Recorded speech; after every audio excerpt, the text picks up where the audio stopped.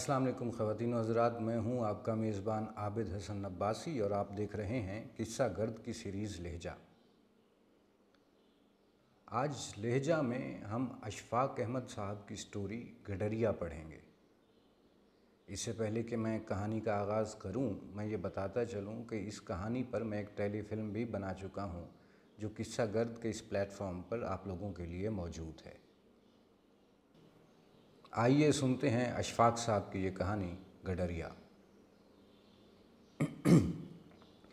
ये सर्दियों की यकबस्ता और तवील रात की बात है।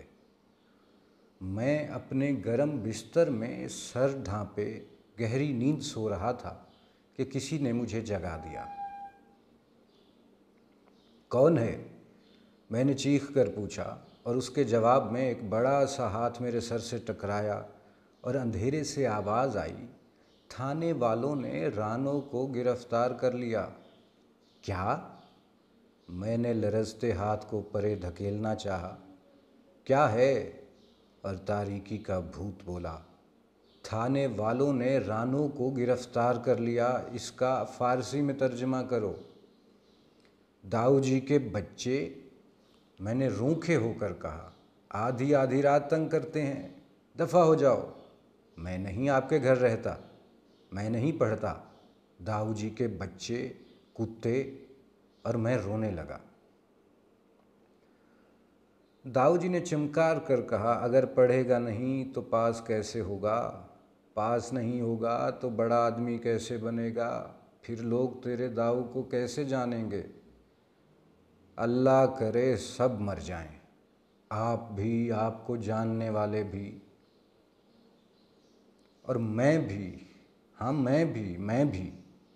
अपनी जवां मर्गी पर मैं ऐसा रोया कि 2 ही लम्हों में गुग्घी बंध गई। दाऊ जी बड़े प्यार से मेरे सर पे हाथ फेरे जाते थे और कह रहे थे, बस अब चुप कर, शाबाश मेरा अच्छा बेटा। इस वक्त तो ये तर्जमा कर दे, फिर नहीं जगाऊंगा। आंसुओं का तारा टूटता जा रहा था।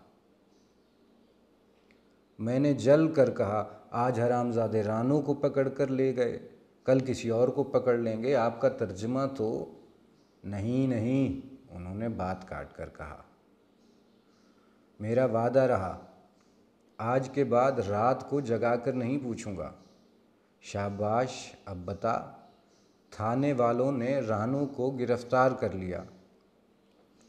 मैंने रूठ कर कहा, मुझे नहीं आता। फ़ौरन नहीं कह देता है, उन्होंने सर से हाथ उठाकर कहा। कोशिश तो करो। नहीं करता, मैंने जलकर जवाब दिया। इस पर वो ज़रा हंसे और बोले, कारकुनान गज़मा खाना रानो रा तौकीफ़ करदंद। कहो। मुझे पता था कि ये बला टलने वाली नहीं।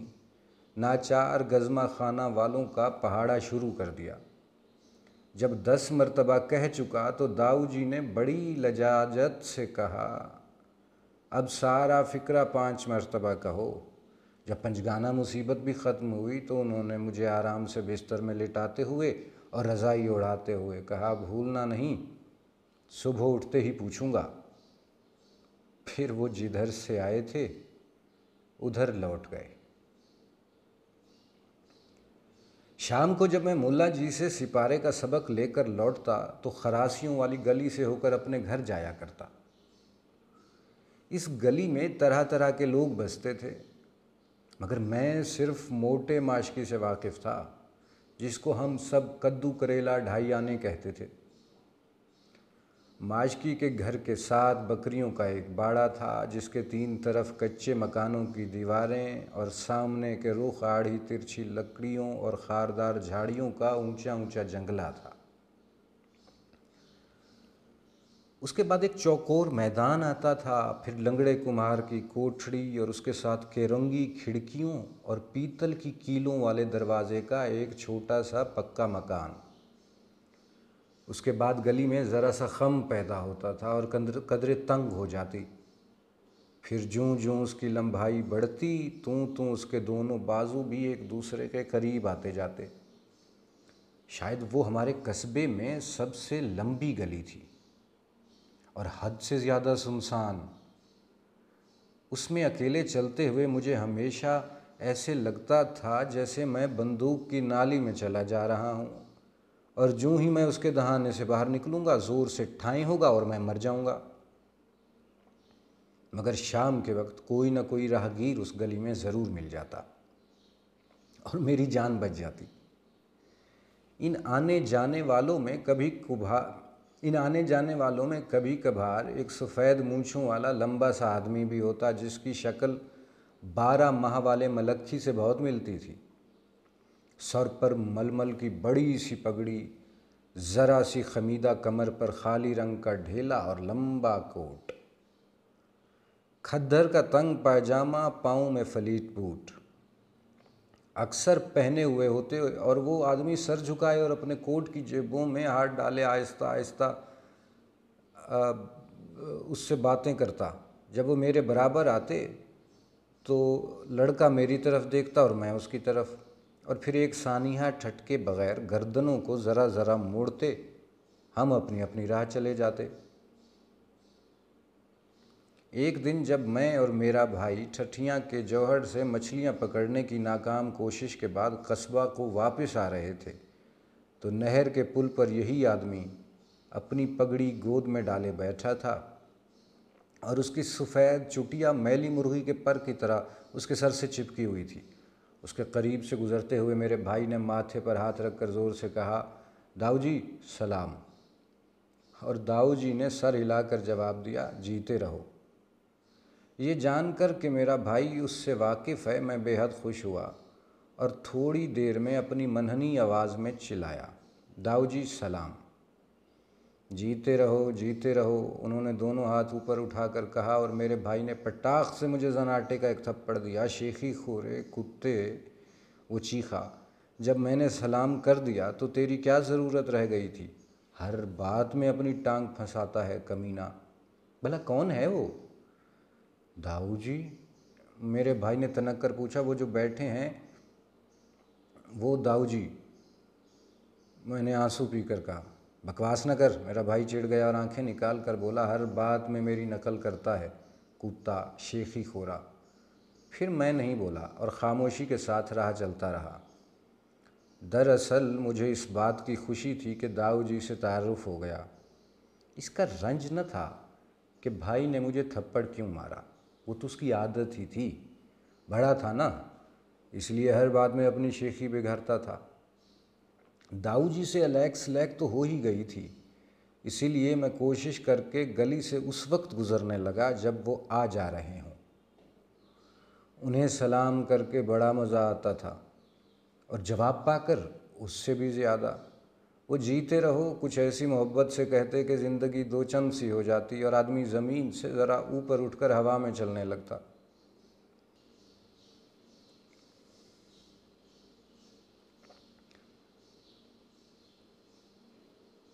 سلام کا یہ سلسلہ کوئی سال بھر یوں ہی چلتا رہا، اور اس اثنا میں مجھے اس قدر معلوم ہو سکا کہ داؤ جی گیورنگی کھڑکیوں والے مکان میں رہتے ہیں اور چھوٹا سا لڑکا ان کا بیٹا ہے۔ میں نے اپنے بھائی سے ان کے متعلق کچھ اور بھی پوچھنا چاہا، مگر وہ بڑا سخت آدمی تھا اور میری چھوٹی چھوٹی بات پر چڑ جاتا تھا۔ میرے ہر سوال کے جواب میں اس کے پاس گھڑے گھڑائے 2 فقرے ہوتے تھے، تجھے کیا اور بکواس نہ کر۔ مگر خدا کا شکر ہے میرے تجسس کا یہ سلسلہ زیادہ دیر نہ چلا۔ اسلامیہ پرائمری سکول سے 4تھی پاس کر کے میں ایم بی ہائی سکول کی 5ویں جماعت میں داخل ہوا تو وہی داؤ جی کا لڑکا میرا ہم جماعت نکلا۔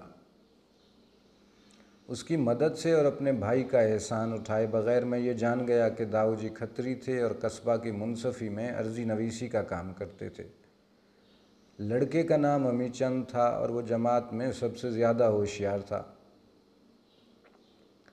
اس کی پگڑی کلاس بھر میں سب سے بڑی تھی اور چہرہ بلی کی طرح چھوٹا۔ چند لڑکے اسے میاؤں کہتے تھے اور باقی نیولا کہہ کر پکارتے تھے، مگر میں داؤ جی کی وجہ سے اسے اس کے اصلی نام سے ہی پکارتا تھا، اس لیے وہ میرا دوست بھی بن گیا۔ اور ہم نے ایک دوسرے کو نشانیاں دے کر پکے یار بننے کا وعدہ کر لیا۔ گرمیوں کی چھٹیاں شروع ہونے میں کوئی 1 ہفتہ ہوگا جب میں امی چند کے ساتھ پہلی مرتبہ اس کے گھر گیا۔ وہ گرمیوں کی ایک جھلسا دینے والی دوپہر تھی، لیکن شیخ چلی کی کہانیاں حاصل کرنے کا شوق مجھ پر بھوت بن کر سوار تھا، اور میں بھوک اور دھوپ دونوں سے بے پرواہ ہو کر اسکول سے سیدھا اس کے ساتھ چل دیا۔ امی چند کا گھر چھوٹا سا تھا لیکن بہت ہی صاف ستھرا اور روشن۔ پیتل کی کیلوں والے دروازے کے بعد ذرا سی ڈیوڑی، آگے مستطیل صحن، سامنے سرخ رنگ کا برآمدہ اور اس کے پیچھے اتنا ہی بڑا کمرہ۔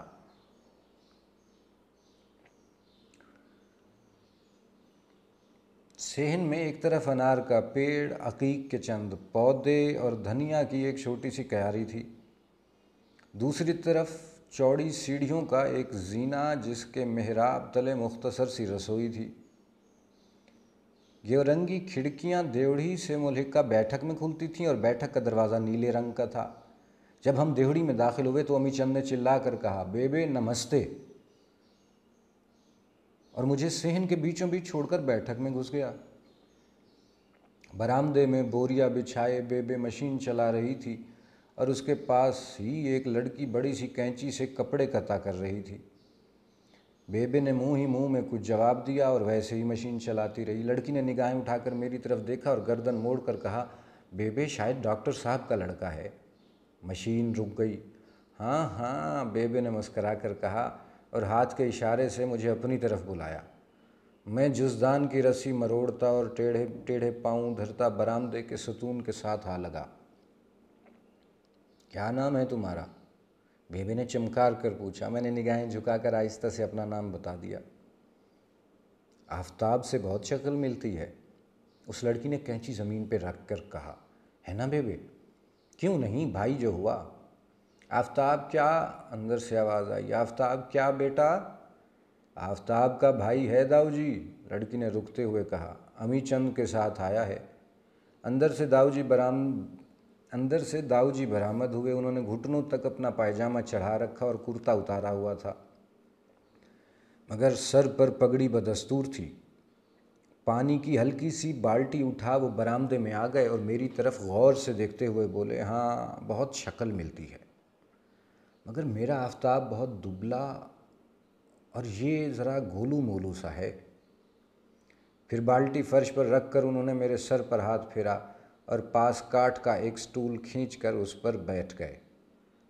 زمین سے پاؤں اٹھا کر انہوں نے آہستہ سے انہیں جھاڑا اور پھر پاؤں بالٹی میں ڈال دیے۔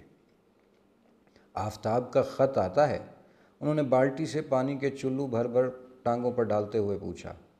آتا ہے جی، میں نے ہولے سے کہا، پرسوں آیا تھا۔ کیا لکھتا ہے؟ پتہ نہیں جی، ابا جی کو پتہ ہوگا۔ اچھا، انہوں نے سر ہلا کر کہا، تو ابا جی سے پوچھا کرنا، جو پوچھتا نہیں اسے کسی بھی بات کا علم نہیں ہوتا۔ میں چپ رہا۔ تھوڑی دیر انہوں نے ویسے ہی چلو ڈالتے ہوئے پوچھا، کون سا سپارہ پڑھ رہے ہو؟ چوتھا، میں نے وثوق سے جواب دیا۔ کیا نام ہے تیسرے سپارے کا؟ انہوں نے پوچھا۔ جی نہیں پتہ، میری آواز پھر ڈوب گئی۔ تلکور رسل، انہوں نے پانی سے ہاتھ باہر نکال کر کہا۔ پھر تھوڑی دیر بعد وہ ہاتھ جھٹکتے اور ہوا میں لہراتے رہے۔ بیبے مشین چلاتی رہی اور وہ لڑکی نعمت خانے سے روٹی نکال کر برآمدے کی چوکی پر لگانے لگی اور میں جزدان کی ڈوری کو کھولتا لپیٹتا رہا۔ امی چند ابھی تک بیٹھک کے اندر ہی تھا اور میں ستون کے ساتھ جھینپ کر عمیق گہرائیوں میں اترتا جا رہا تھا۔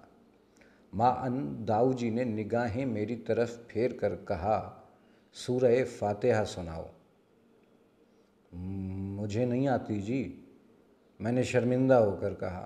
انہوں نے حیرانی سے میری طرف دیکھ کر پوچھا، الحمدللہ بھی نہیں جانتے؟ الحمدللہ تو جانتا ہوں جی، میں نے جلدی سے کہا۔ وہ ذرا مسکرائے اور گویا اپنے آپ سے کہنے لگے، ایک ہی بات ہے، ایک ہی بات ہے۔ پھر انہوں نے سر کے اشارے سے کہا، سناؤ۔ جب میں سنانے لگا تو انہوں نے اپنا پائجامہ گھٹنوں سے نیچے کر لیا اور پگڑی کا شملہ چوڑا کر کے کندھوں پر ڈال دیا۔ اور جب میں نے ولضالین کہا تو میرے ساتھ انہوں نے بھی آمین کہا۔ مجھے خیال ہوا کہ وہ ابھی اٹھ کر مجھے کچھ انعام دیں گے، کیونکہ پہلی مرتبہ جب میں نے اپنے تایا جی کو الحمدللہ سنائی تھی تو انہوں نے بھی ایسے ہی آمین کہا تھا اور ساتھ ہی 1 روپیہ بھی مجھے انعام میں دیا تھا، مگر داؤ جی اسی طرح بیٹھے رہے، بالکل پتھر ہو گئے تھے۔ اتنے میں امی چند کتاب تلاش کر کے لے آیا اور جب میں چلنے لگا تو میں نے عادت کے خلاف آہستہ سے کہا، داؤ جی سلام۔ انہوں نے ویسے ہی ڈوبے ڈوبے ہولے سے جواب دیا، جیتے رہو۔ بیبی نے مشین روک کر کہا، کبھی کبھی امی چند کے ساتھ کھیلنے آ جایا کرو۔ ہاں ہاں آ جایا کرو، داؤ جی چونک کر بولے۔ آفتاب بھی آیا کرتا تھا۔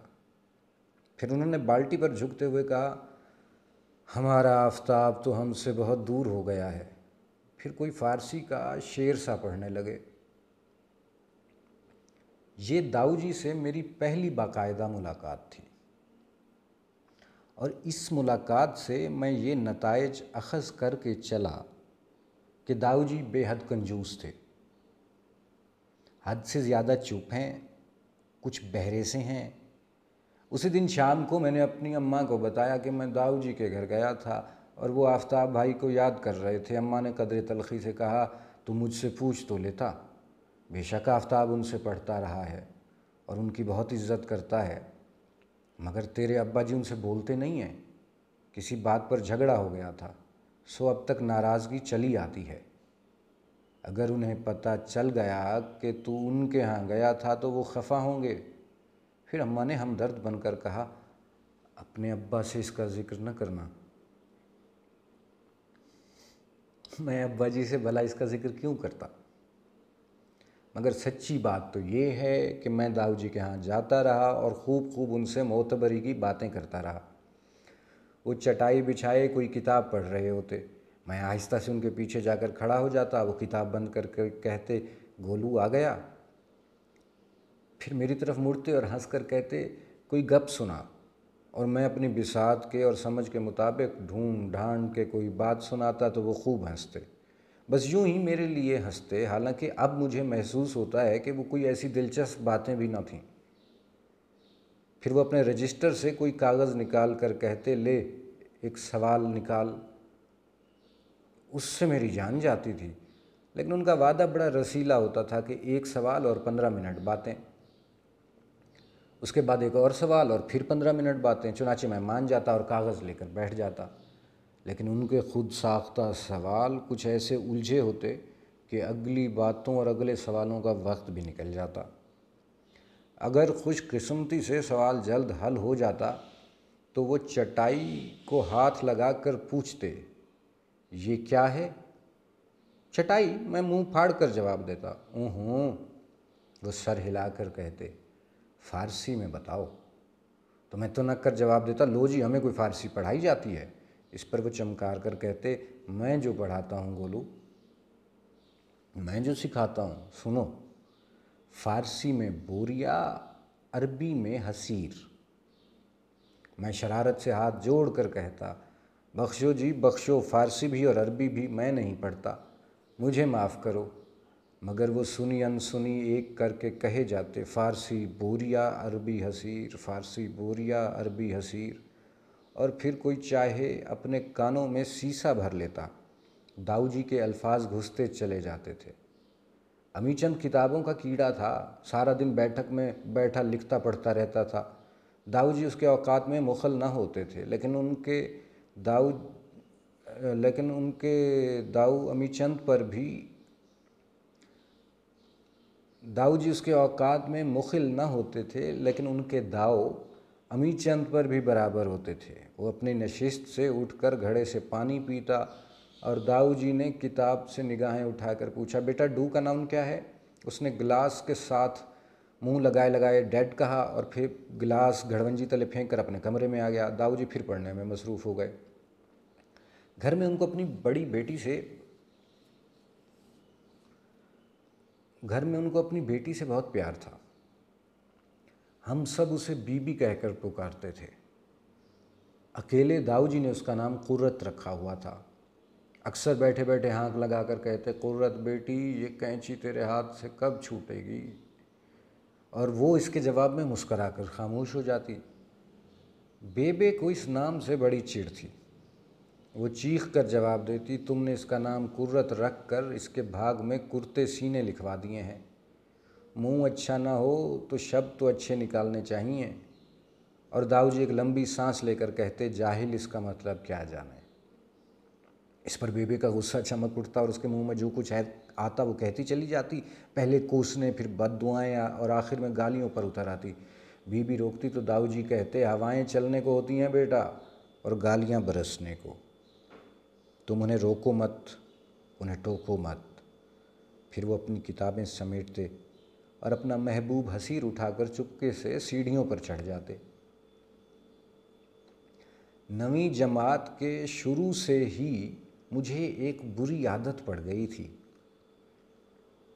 اور اس بری عادت نے عجیب گل کھلائے۔ حکیم علی احمد مرحوم ہمارے قصبے کے ایک ہی حکیم تھے۔ علاج معالجہ سے ان کو کچھ ایسی دلچسپی نہ تھی، لیکن باتیں بڑی مزیدار سناتے تھے۔ اولیاؤں کے تذکرے، جنوں بھوتوں کی کہانیاں، حضرت سلیمان اور ملکہ سبا کی گھریلو زندگی کی داستانیں ان کے تیر بہدف ٹوٹکے تھے۔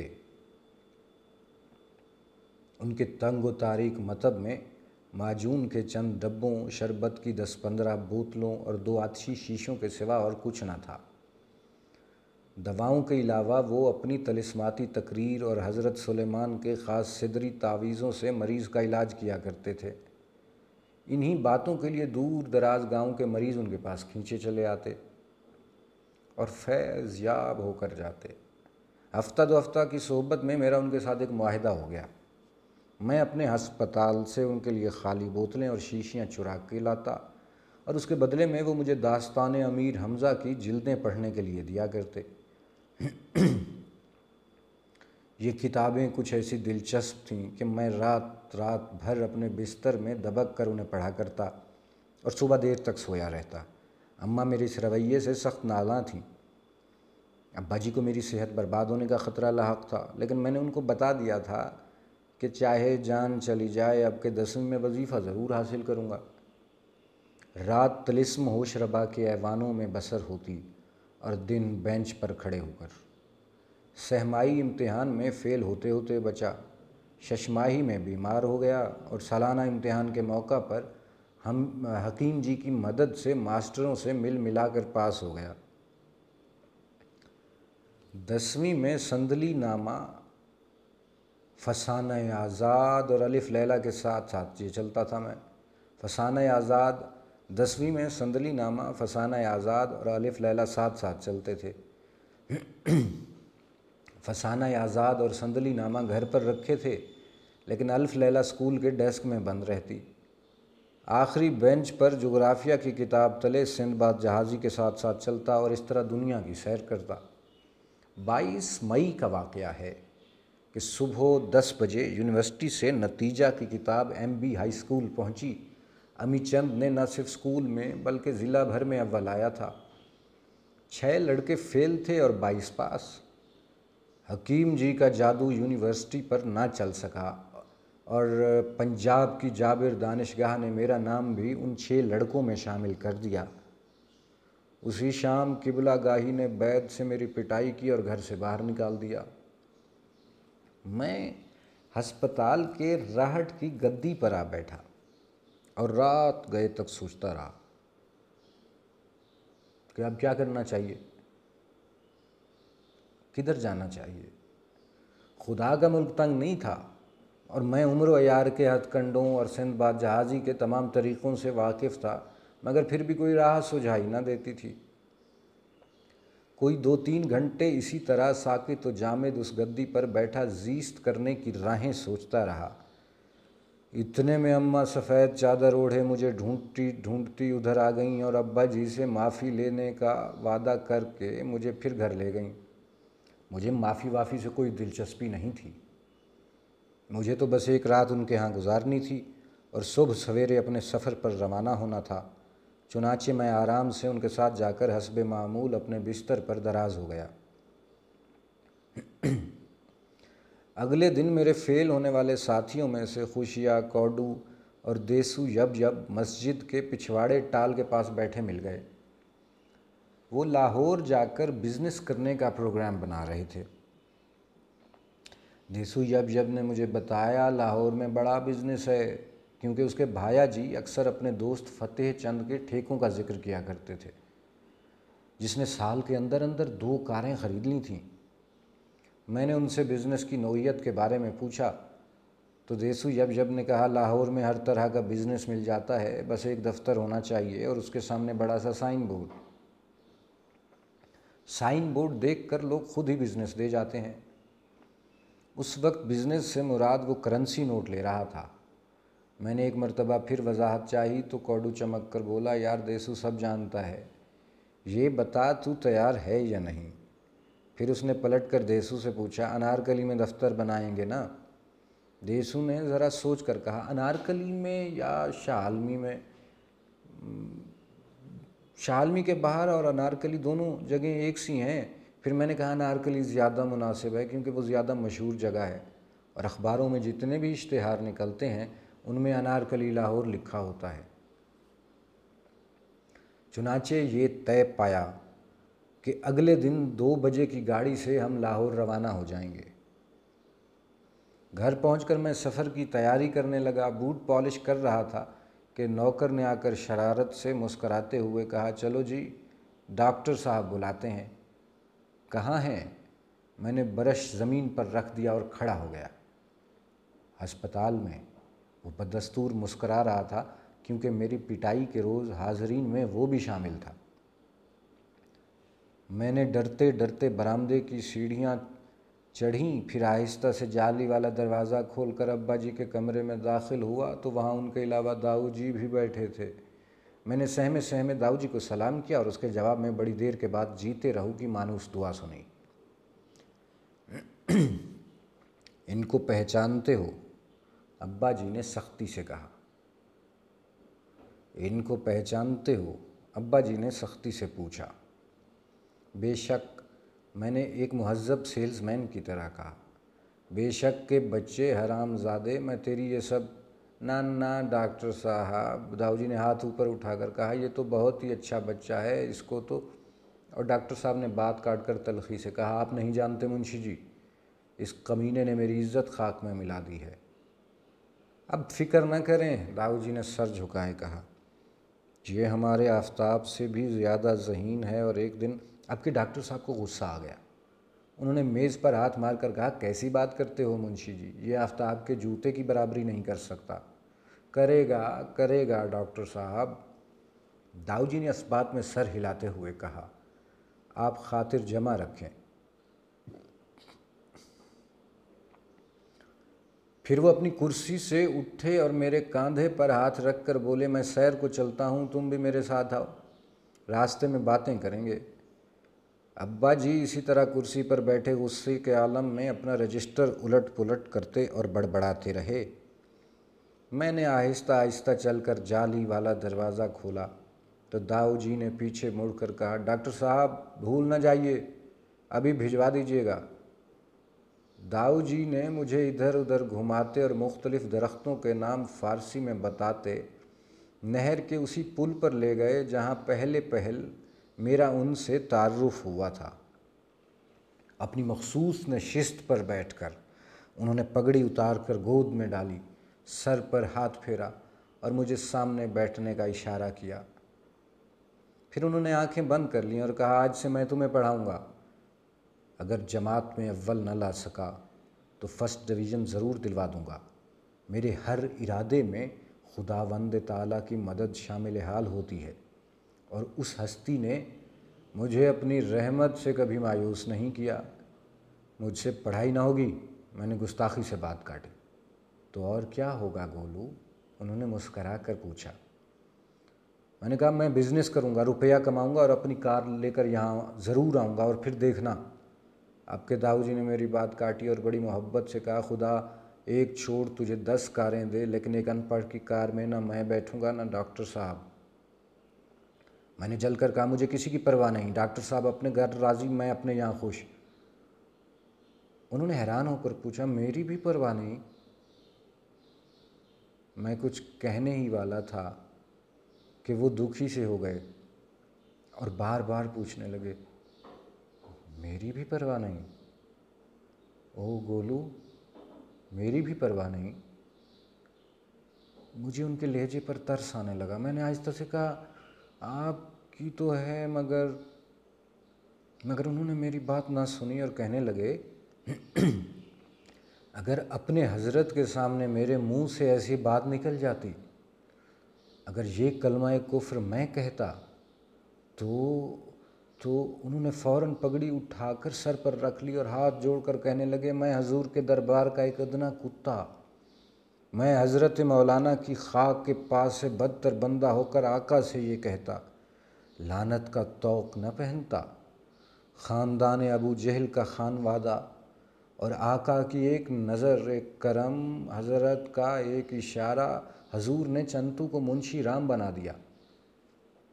لوگ کہتے ہیں منشی جی، میں کہتا ہوں رحمت اللہ علیہ کا کفش بردار۔ لوگ سمجھتے ہیں داؤ جی کبھی ہاتھ جوڑتے، کبھی سر جھکاتے، کبھی انگلیاں چوم کر آنکھوں کو لگاتے اور بیچ بیچ میں فارسی کے اشعار پڑھتے جاتے۔ میں کچھ پریشان سا، پشیمان سا ان کا زانو چھو کر آہستہ آہستہ کہہ رہا تھا داؤ جی اور داؤ جی میرے آقا، میرے مولا، میرے مرشد کا وظیفہ کیے جاتے۔ جب جذب کا یہ عالم دور ہوا تو نگاہیں اوپر اٹھا کر بولے کیا اچھا موسم ہے، دن بھر دھوپ پڑتی ہے تو خوشگوار شاموں کا نزول ہوتا ہے۔ پھر وہ پل کی دیوار سے اٹھے اور بولے چلو اب چلیں، بازار سے تھوڑا سودا خریدنا ہے۔ میں جیسا سرکش و بدمزاج بن کر ان کے ساتھ آیا تھا اس سے کہیں زیادہ منفعل اور خجل ان کے ساتھ لوٹا۔ گھم سے پنساری یعنی دیسو یب یب کے باپ کی دکان سے انہوں نے گھریلو ضرورت کی چند چیزیں خریدیں اور لفافے گود میں اٹھا کر چل دیے۔ میں بار بار ان سے لفافے لینے کی کوشش کرتا مگر ہمت نہ پڑتی۔ ایک عجیب سی شرم، ایک انوکھی سی ہچکچاہٹ مانے تھی اور اسی تامل اور جھجک میں ڈوبتا ابھرتا ان کے گھر پہنچ گیا۔ وہاں پہنچ کر یہ بھید کھلا کہ میں اب انہی کے ہاں سویا کروں گا اور وہیں پڑھا کروں گا، کیونکہ میرا بستر مجھ سے پہلے ہی وہاں پہنچا ہوا تھا اور اس کے پاس وہاں پہنچ کر یہ بھید کھلا کہ اب میں انہی کے ہاں سویا کروں گا اور وہیں پڑھا کروں گا، کیونکہ میرا بستر مجھ سے پہلے ہی وہاں پہنچا ہوا تھا اور اس کے پاس ہی ہمارے یہاں سے بھیجی ہوئی ایک ہریکین لالٹین بھی رکھی تھی۔ بزنس مین بننا اور پاں پاں کرتی پیکارڈ اڑائے پھرنا میرے مقدر میں نہ تھا۔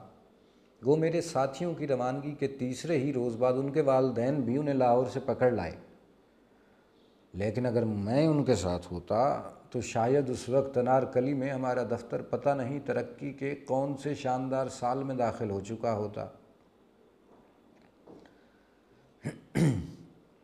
داؤ جی نے میری زندگی اجیرن کر دی۔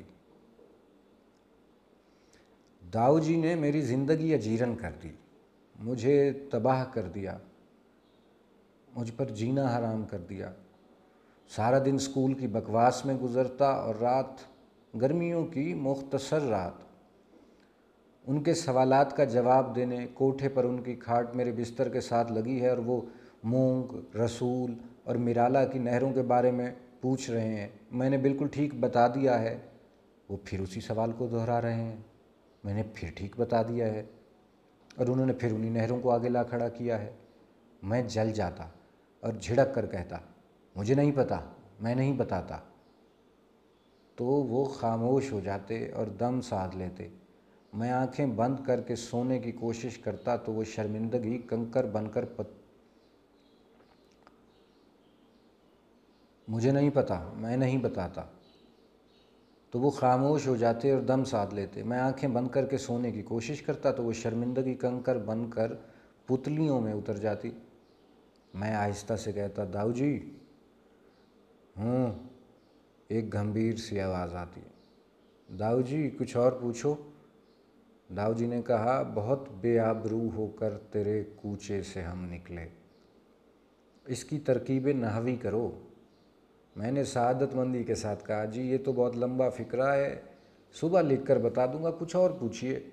उन्होंने आसमान की तरफ उंगली उठाए, कहा, मेरा गोलू बहुत अच्छा है। मैंने ज़रा सोच कर कहना शुरू किया, बहुत अच्छा सिफ्त है, हरफ रब्त मिलकर बना मसनद। और दाऊ जी उठकर चारपाई पर बैठ गए, हाथ उठाकर बोले, जाने पिदर, तुझे पहले भी कहा है मसनद इलह पहले बनाया कर। मैंने तरकीब नहवी से जान छुड़ाने के लिए पूछा, आप मुझे जाने फिदर क्यों कहते हैं, जाने दाऊ क्यों नहीं कहते? शाबाश, वो खुश होकर कहते, ऐसी बातें पूछने की होती हैं। जान लफ्ज़ फ़ारसी का है और दाऊ भाषा का, इनके दरमियान फ़ारसी इजाफ़त नहीं लग सकती। जो लोग दिन ब दिन लिखते या बोलते हैं सख्त गलती करते हैं। रोज़ बरोज़ कहो या दिन पर दिन, इसी तरह से। और जब मैं सोचता कि ये तो तरकीब नावी से भी ज़्यादा ख़तरनाक मामले में उलझ गया हूँ, तो जमाई लेकर प्यार से कहता, दाऊ जी अब तो नींद आ रही है। और वो तरकीब नावी वो झट से पूछते। उसके बाद चाहे मैं लाख बहाने करता, इधर उधर की हज़ार बातें करता, मगर वो अपनी खाट पर ऐसे बैठे रहते। बल्कि अगर ज़रा सी देर होती तो कुर्सी पर रखी हुई पगड़ी उठाकर सर पे धर लेते। चुनाचे कुछ भी हो जाता, उनके हर सवाल का खातिर खा जवाब देना पड़ता। अमी चंद कॉलेज चला गया तो उसकी बैठक मुझे मिल गई, और दाऊ जी के दिल में उसकी मोहब्बत पर भी मैंने कब्ज़ा कर लिया। अब मुझे दाऊ जी बहुत अच्छे लगने लगे थे, लेकिन उनकी बातें जो उस वक्त मुझे बुरी लगती थीं, वो अब भी बुरी लगती हैं, बल्कि अब पहले से भी किसी कदर ज़्यादा। शायद इसलिए कि मैं नफ्सियात का एक होनहार तालिब इल्म हूँ, और दाऊ जी पुराने मुल्लाई मकतब के परवुर्दा थे। सबसे बुरी आदत उनकी उठते बैठते सवाल पूछते रहने की थी, दूसरी खेल कूद से मना करने की। वो तो बस ये चाहते थे कि आदमी पढ़ता रहे पढ़ता रहे, और जब उस मदकूक की मौत का दिन करीब आए तो किताबों के ढेर पर जान दे दे। सेहत जिस्मानी कायम रखने के लिए उनके पास बस एक ही नुस्खा था, लंबी सैर, और वो भी सुबह की। तकरीबन सूरज निकलने से 2 घंटे बेशतर वो मुझे बैठक में जगाने आते और कंधे हिलाकर कहते, उठो गोलू, मोटा हो गया बेटा। दुनिया जान के वालिदैन सुबह जगाने के लिए कहा करते हैं कि उठो बेटा, सुबह हो गई, सूरज निकल आया, मगर वो मोटा हो गया कहकर मेरी तजलील किया करते। मैं मिनमिनाता तो चमकार कर कहते, भद्दा हो जाएगा बेटा तो घोड़े पर ज़िला का दौरा कैसे करेगा। और मैं गरम गरम बिस्तर से हाथ जोड़ कर कहता, जाओ जी खुदा के लिए मुझे सुबह न जगाओ, चाहे मुझे कत्ल कर दो, जान से मार डालो। ये फ़िक्रा उनकी सबसे बड़ी कमज़ोरी थी। वो फ़ौरन मेरे सर पर लिहाफ डाल देते और बाहर निकल जाते। बेबे को उन दाऊ जी से अल्लाह वास्ते का बैर था, और दाऊ जी उनसे बहुत डरते थे। वो सारा दिन महल्ले वालियों के कपड़े सिया करती और दाऊ जी को कोसने दिए जाती। उनकी इस ज़ुबान दराज़ी पर मुझे बड़ा गुस्सा भी आता, मगर दरिया में रहकर मगरमच्छ से बैर ना हो सकता था। कभी कभार जब वो नागुफ्तनी गालियों पर उतर आती तो दाऊ जी मेरी बैठक में आ जाते और कानों पर हाथ रखकर कुर्सी पर बैठ जाते। थोड़ी देर बाद कहते, गीबत करना बड़ा गुनाह है, लेकिन मेरा खुदा मुझे माफ़ करे, तेरी बेबे भटियारन है, और उसकी सराय में मैं, मेरी कुरतुलैन, और थोड़ा थोड़ा तू भी, हम तीनों बड़े आजिज़ मुसाफिर हैं। और वाकई बेबे भटियारन सी तो थी। उनका रंग सख्त काला था, दांत बेहद सफ़ेद, माथा मेहराबदार और आंखें चुनियाँ सी। चलती तो ऐसी गुरबा पाई के साथ जैसे खुदा मुझे माफ़ करे कटनी कंसोइयाँ लेती फिरती है। बेचारी बीबी को ऐसी बुरी बातें करती थी, वो 2-2 दिन रो रो कर हलकान हुआ करती। एक अमीचंद के साथ बेबे की बनती थी, शायद इस वजह से कि हम दोनों हम शक्ल थे। یا شاید اس وجہ سے کہ اس کو بیوی کی طرح اپنے داؤ جی سے پیار نہ تھا۔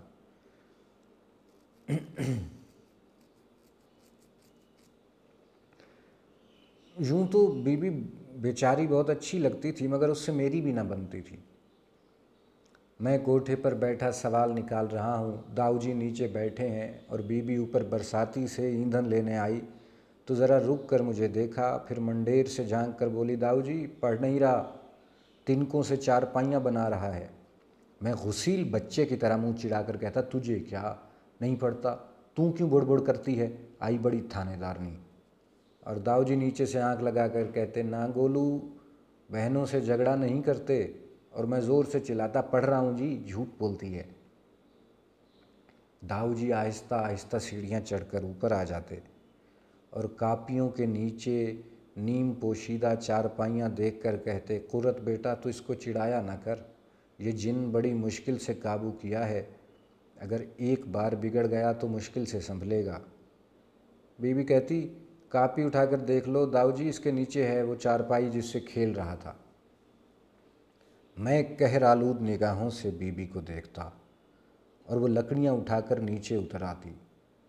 پھر داؤ جی سمجھاتے کہ بیوی یہ کچھ تیرے فائدے کے لیے ہی تو کہتی ہے، ورنہ اسے کیا پڑی ہے کہ مجھے بتاتی پھرے، فیل ہو یا پاس اس کی بلا سے، مگر وہ تیری بھلائی چاہتی ہے، تیری بہتری چاہتی ہے۔ اور داؤ جی کی یہ بات ہرگز سمجھ میں نہ آتی تھی، میری شکایتیں کرنے والی بھلا میری بھلائی کیوں کر چاہ سکتی تھی؟ ان دنوں معمول یہ تھا کہ صبح 10 بجے سے پہلے داؤ جی کے ہاں سے چل دیتا، گھر جا کر ناشتہ کرتا اور پھر اسکول پہنچ جاتا۔ آدھی چھٹی پر میرا کھانا اسکول بھیج دیا جاتا اور شام کو اسکول بند ہونے پر گھر آ کے لالٹین تیل سے بھرتا اور داؤ جی کے یہاں آ جاتا، اور پھر رات کا کھانا بھی مجھے داؤ جی کے گھر ہی بھجوا دیا جاتا۔ جن ایام میں منصفی بند ہوتی، داؤ جی اسکول کی گراؤنڈ میں آ کر بیٹھ جاتے اور میرا انتظار کرنے لگتے۔ وہاں سے گھر تک سوالات کی بوچھاڑ رہتی، اسکول میں جو کچھ پڑھایا گیا ہوتا اس کی تفصیل پوچھتے، پھر مجھے گھر تک چھوڑ کر خود سیر کو چلے جاتے۔ ہمارے قصبہ میں منصفی کا کام مہینے میں 10 دن ہوتا اور 20 دن منصف صاحب بہادر کی کچہری ضلع میں رہتی تھی۔ یہ 10 دن داؤ جی باقاعدہ کچہری میں گزارتے تھے۔ ایک آدھ عرضی آ جاتی تو 2-4 روپے کما لیتے، ورنہ فارغ اوقات میں وہاں بھی مطالعے کا سلسلہ جاری رہتا۔ بیبے کا کام بہت اچھا تھا، اس کی قطر بیونت اور محلے والوں سے جوڑ توڑ اچھے مالی نتائج پیدا کرتی، کیونکہ پچھلے چند سالوں سے گھر کا بیشتر خرچ اس کی سلائی سے چلتا تھا، اس لیے وہ داؤ جی پر اور بھی حاوی ہو گئی تھی۔ ایک دن خلاف معمول داؤ جی کو لینے میں منصفی چلا گیا۔ اس وقت کچہری بند ہو گئی تھی اور داؤ جی نان بائی کے چھپر تلے ایک بینچ پر بیٹھے گڑ کی چائے پی رہے تھے۔ میں نے ہولے سے جا کر ان کا بستہ اٹھا لیا اور ان کے گلے میں باہیں ڈال کر کہا، چلیے آج میں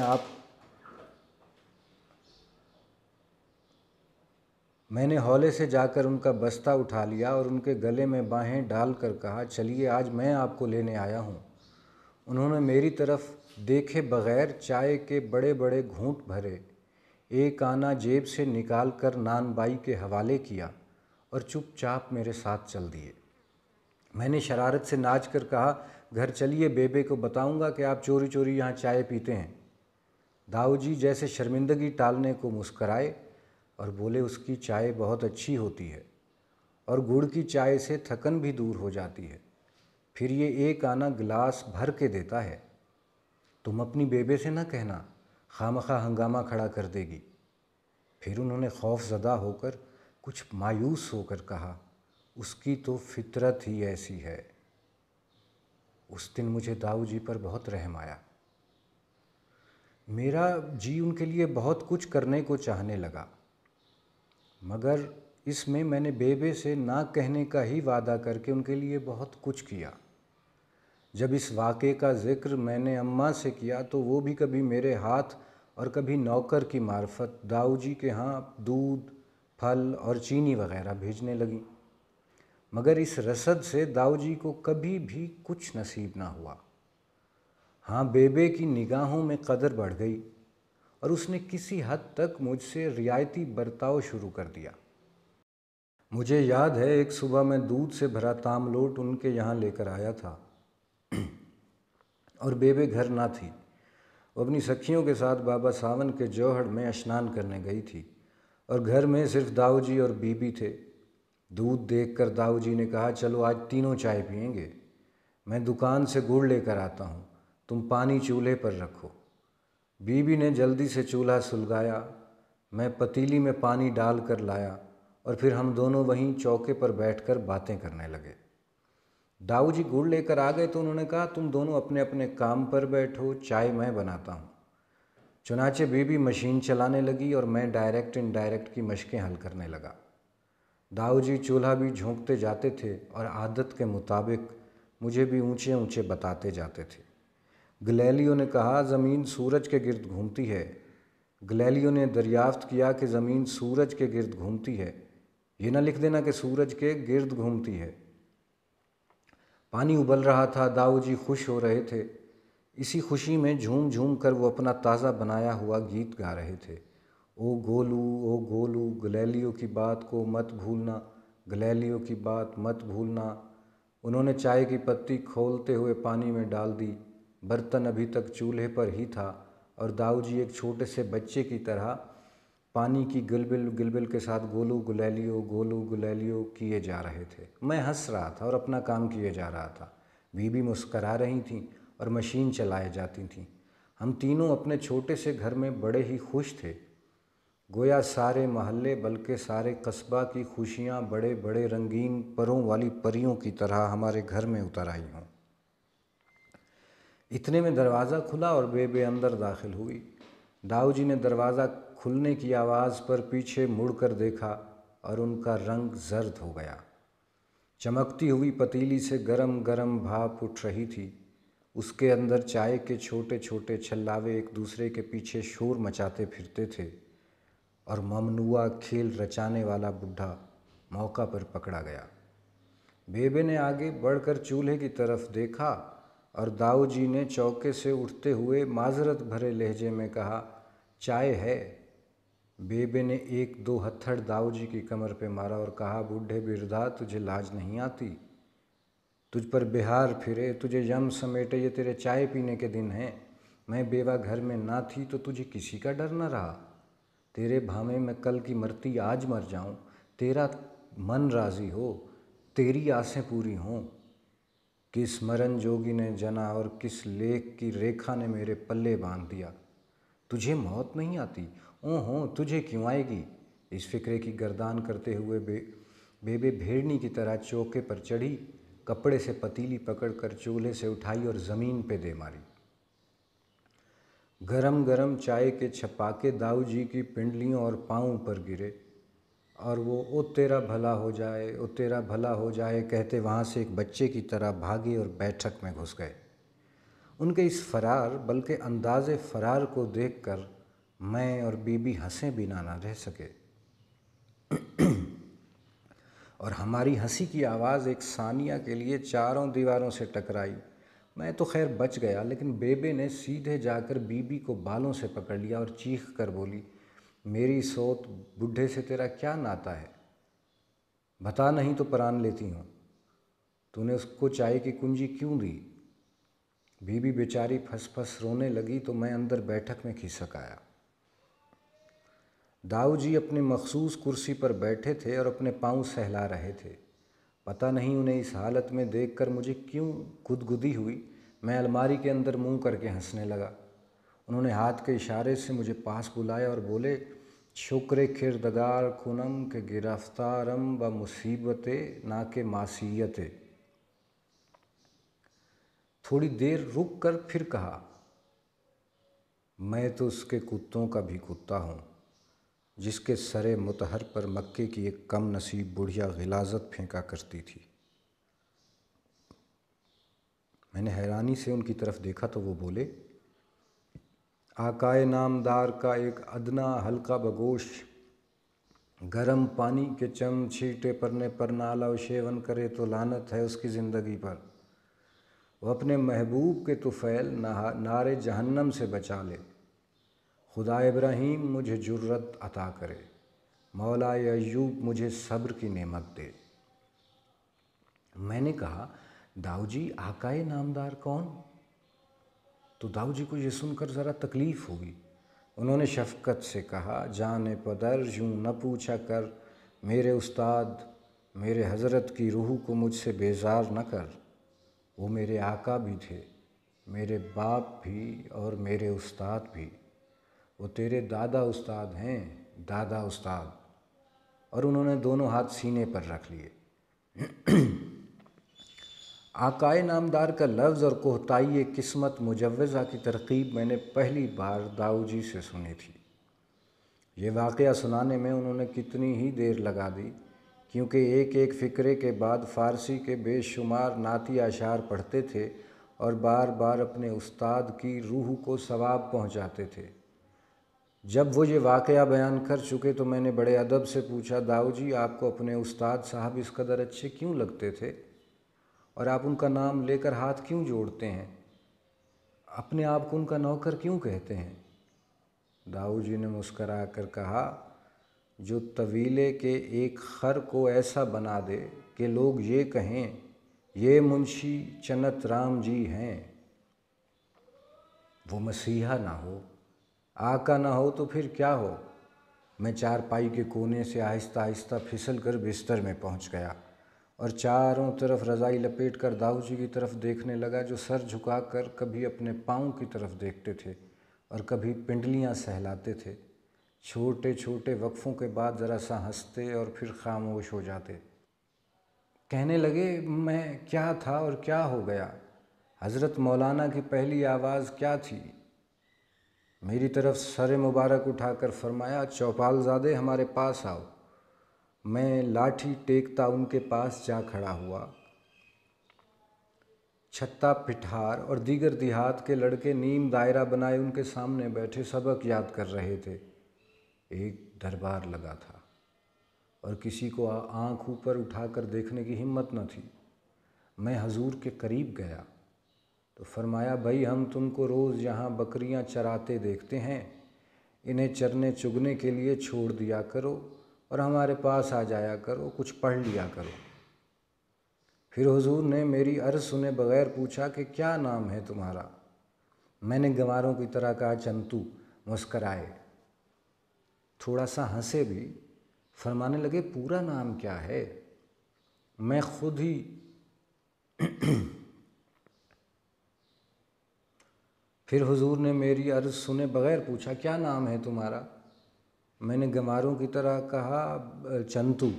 مسکرائے، تھوڑا سا ہنسے بھی اور فرمانے لگے پورا نام کیا ہے؟ پھر خود ہی بولے چنت رام ہوگا۔ میں نے سر ہلا دیا۔ حضور کے شاگرد کتاب سے نظریں چرا کر میری طرف دیکھ رہے تھے۔ میرے گلے میں کھدر کا لمبا سا کرتا تھا، پائجامہ کی بجائے صرف لنگوٹ بندھا تھا، پاؤں میں ادھوڑی کے موٹے جوتے اور سر پر سرخ رنگ کا جانگیا لپیٹا ہوا تھا۔ بکریاں میں نے بات کاٹ کر پوچھا آپ بکریاں چراتے تھے داؤ جی؟ ہاں وہ فخر سے بولے میں گڈریا تھا اور میرے باپ کی 12 بکریاں تھیں۔ حیرانی سے میرا منہ کھلا رہ گیا اور میں نے معاملہ کی تہ تک پہنچنے کے لیے جلدی سے پوچھا اور آپ اسکول کے پاس بکریاں چرایا کرتے تھے؟ داؤ جی نے کرسی چارپائی کے قریب کھینچ لی اور اپنے پاؤں پائے پر رکھ کر بولے جان پدر اس زمانے میں تو شہروں میں بھی اسکول نہیں ہوتے تھے، میں تو گاؤں کی بات کر رہا ہوں۔ آج سے 74 برس پہلے کوئی تمہارے MB ہائی اسکول کا نام بھی نہ جانتا تھا۔ وہ تو میرے آقا کو پڑھانے کا شوق تھا۔ ارد گرد کے لوگ اپنے لڑکے 4 حرف پڑھنے کو ان کے پاس بھیج دیتے۔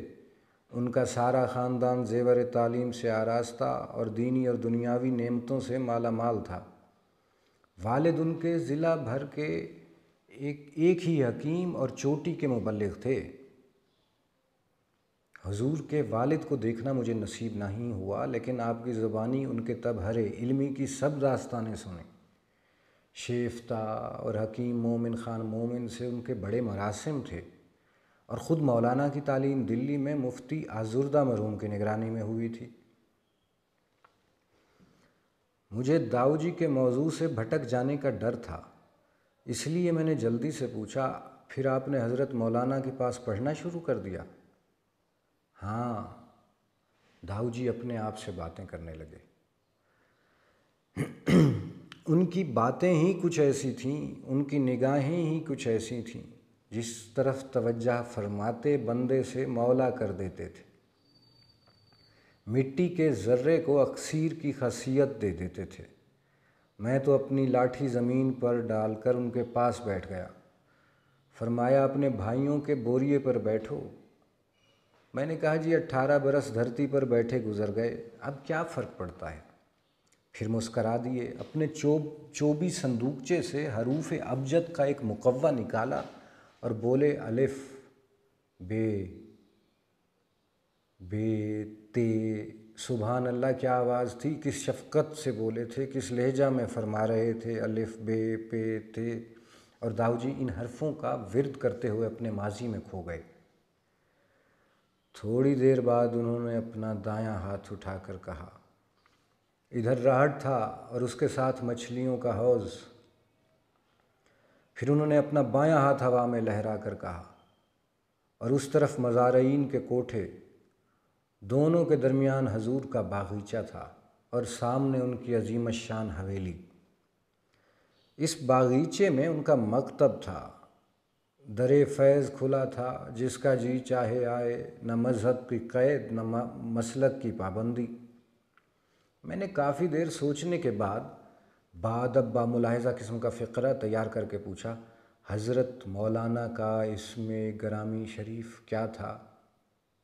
تو پہلے انہوں نے میرا فقرہ ٹھیک کیا اور پھر بولے، حضرت اسماعیل چشتی فرماتے تھے کہ ان کے والد ہمیشہ انہیں جانے جانا کہہ کر پکارتے تھے۔ کبھی جانے جانا کی رعایت سے مظہر جانے جانا بھی کہہ دیتے تھے۔ میں ایسی دلچسپ کہانی سننے کا ابھی اور بھی خواہش مند تھا کہ داؤ جی اچانک رک گئے اور بولے، سبسڈیئری سسٹم کیا تھا؟ ان انگریزوں کا برا ہو یہ ایسٹ انڈیا کمپنی کی صورت میں آئے یا ملکہ وکٹوریہ کا فرمان لے کر سارے معاملے میں کھنڈت ڈال دیتے ہیں۔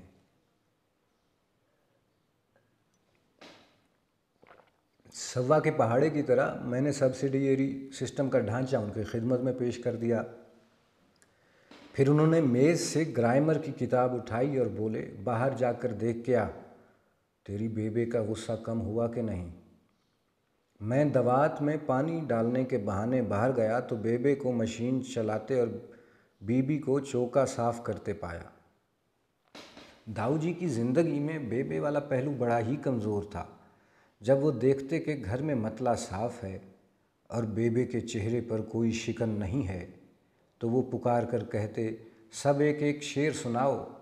پہلے مجھی سے تقاضا ہوتا اور میں چھوٹتے ہی کہتا، لازم تھا کہ دیکھو میرا رستہ کوئی دن اور، تنہا گئے کیوں اب رہو تنہا کوئی دن اور۔ اس پر وہ تالی بجاتے اور کہتے، اولین شعر نہ سنوں گا، اردو کا کم سنوں گا اور مسلسل نظم کا ہرگز نہ سنوں گا۔ اس پر وہ تالی بجاتے اور کہتے، اولین شعر نہ سنوں گا، اردو کا کم سنوں گا اور مسلسل نظم کا ہرگز نہ سنوں گا۔ بی بھی میری طرح اکثر اس شعر سے شروع کرتی، شنیدم کے شاپور دم در کشید، چو خسرو براتش قلم در کشید۔ اس پر داؤ جی ایک مرتبہ پھر آرڈر پکارتے۔ بی کینچی رکھ کر کہتی، شورے شدو از خواب عدم چشم کشوریم دیدیم کہ باقی ست شب فتنہ غنودیم۔ داؤ جی شاباش تو ضرور کہہ دیتے، لیکن ساتھ یہ بھی کہہ دیتے کہ بیٹا یہ شعر تو کئی مرتبہ سنا چکی ہو۔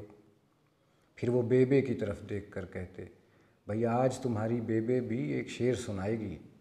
مگر بیبے روکھا سا جواب دے دیتی، مجھے نہیں آتے یہ شعر گپت۔ اس پر داؤ جی کہتے، گھوڑیاں ہی سنا دے۔ اپنے بیٹوں کے بیاہ کی گھوڑیاں ہی گا دے۔ اس پر بیبے کے ہونٹ مسکرانے کو کرتے، لیکن وہ مسکرا نہ سکتی اور داؤ جی عین عورتوں کی طرح گھوڑیاں گانے لگتے۔ ان کے درمیان کبھی امی چند اور کبھی میرا نام ٹانک دیتے، پھر کہتے میں اپنے اس گولو مولو کی شادی پر سرخ پگڑی باندھوں گا، برات میں ڈاکٹر صاحب کے ساتھ چلوں گا اور نکاح نامے میں شہادت کے دستخط کروں گا۔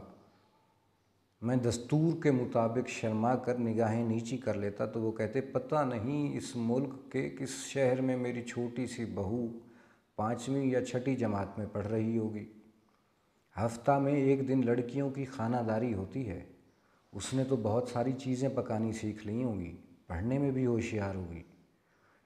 اس بدھو کو تو یہ بھی یاد نہیں رہتا کہ مادیاں گھوڑیاں ہوتی ہیں یا مرغی، وہ تو فر سب کچھ سناتی ہوگی۔ میں تو اس کو فارسی پڑھاؤں گا، پہلے اس کو خطاطی کی تعلیم دوں گا، پھر خط شکستہ سکھاؤں گا۔